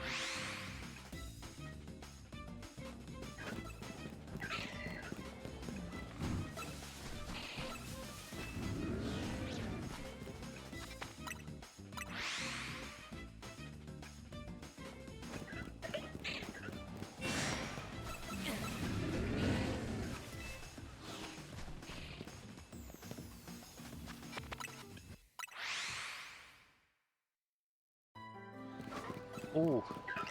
Hello, calming music.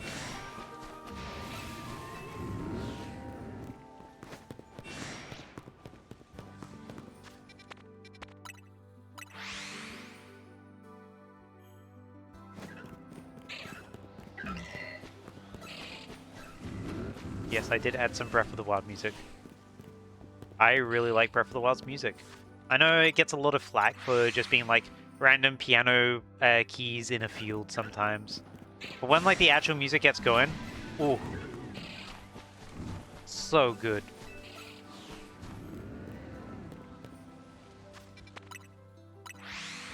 I need to add some stuff from Tears of the Kingdom. Tears of the Kingdom has a slightly different soundtrack, even though it's the same places. They do change it up, and I really appreciate that they do. Both really nice soundtracks.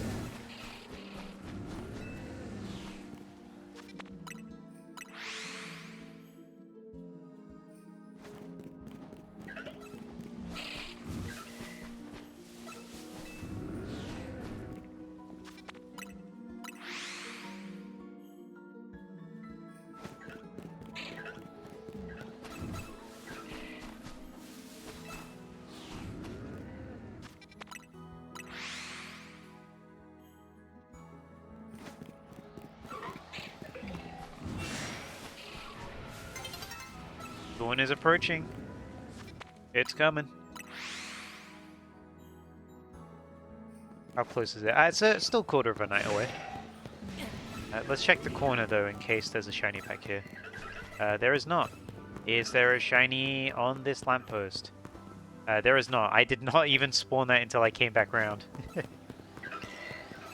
That has not been spawning in at all. Nevertheless, we continue.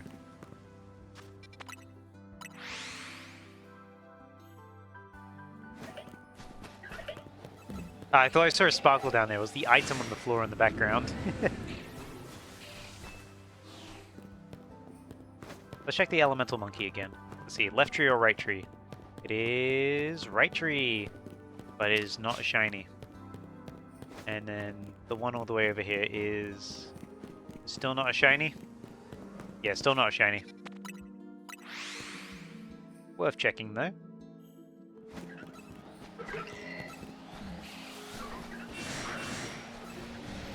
Whoop.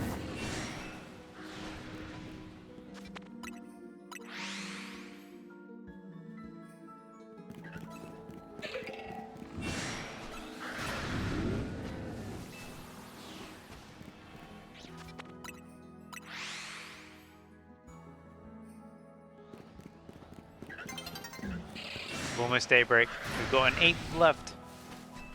Not an 8th. No.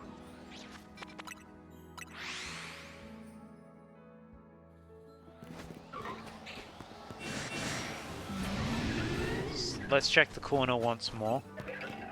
Nothing back here. I'm always cautious about that corner because I almost failed a shiny Pumpkaboo a few days ago because of it. Because if you don't know, shiny Pumpkaboo, during a daytime change, so when it goes from day to night or night to day, every shiny Pumpkaboo that's in the overworld is gone. It just despawns. It doesn't get stored for later, it just despawns. I imagine it's something to do with the sizing, like its different variants and all that. But it's yeah, it's a little tricky why it does that. I don't know. You have? Oh, because you failed. You failed a Pumpkaboo like that. You know, I imagine it's because the sizing, like the different forms that can spawn, changes depending on whether it's day or night. Because at nighttime you get large variant and jumbo variant. At daytime you get small and average variant. Oh, sorry, it's medium variant. Medium. I'm still getting used to the new form changes. The form name changes, I should say, for Pumpkaboo and Gourgeist. Oh, you brought the shiny back? Ah, nice. But yeah, if you didn't know, they're no longer sizes. The Pumpkaboo and Gourgeist forms are now variants. So they're mostly the same. It's small size turns to small variant, average size turns to medium variant, large size turns to large variant, and super size turns to jumbo variant. And it seems permanent, because that's the names that they also use in Champions. Anyway, on that note, I think now's a good place to end it. It's getting pretty late here. We got quite a lot of shinies today, like a surprising amount of shinies. I think we got 10. Let's see. We got 11 shinies today. That's pretty good. But thank you everyone so much for coming by today. We did not get the shiny Trevenant, but maybe next time. We'll see. If you enjoyed, follow, maybe stick around for the next one, and also check out my YouTube if you like what I did. Look, a Slade video. This is me playing Rivals of Aether 2, different game. But anyway, I'm gonna relax, I'm gonna go to sleep. Good night everyone, have a good rest of your day. See ya!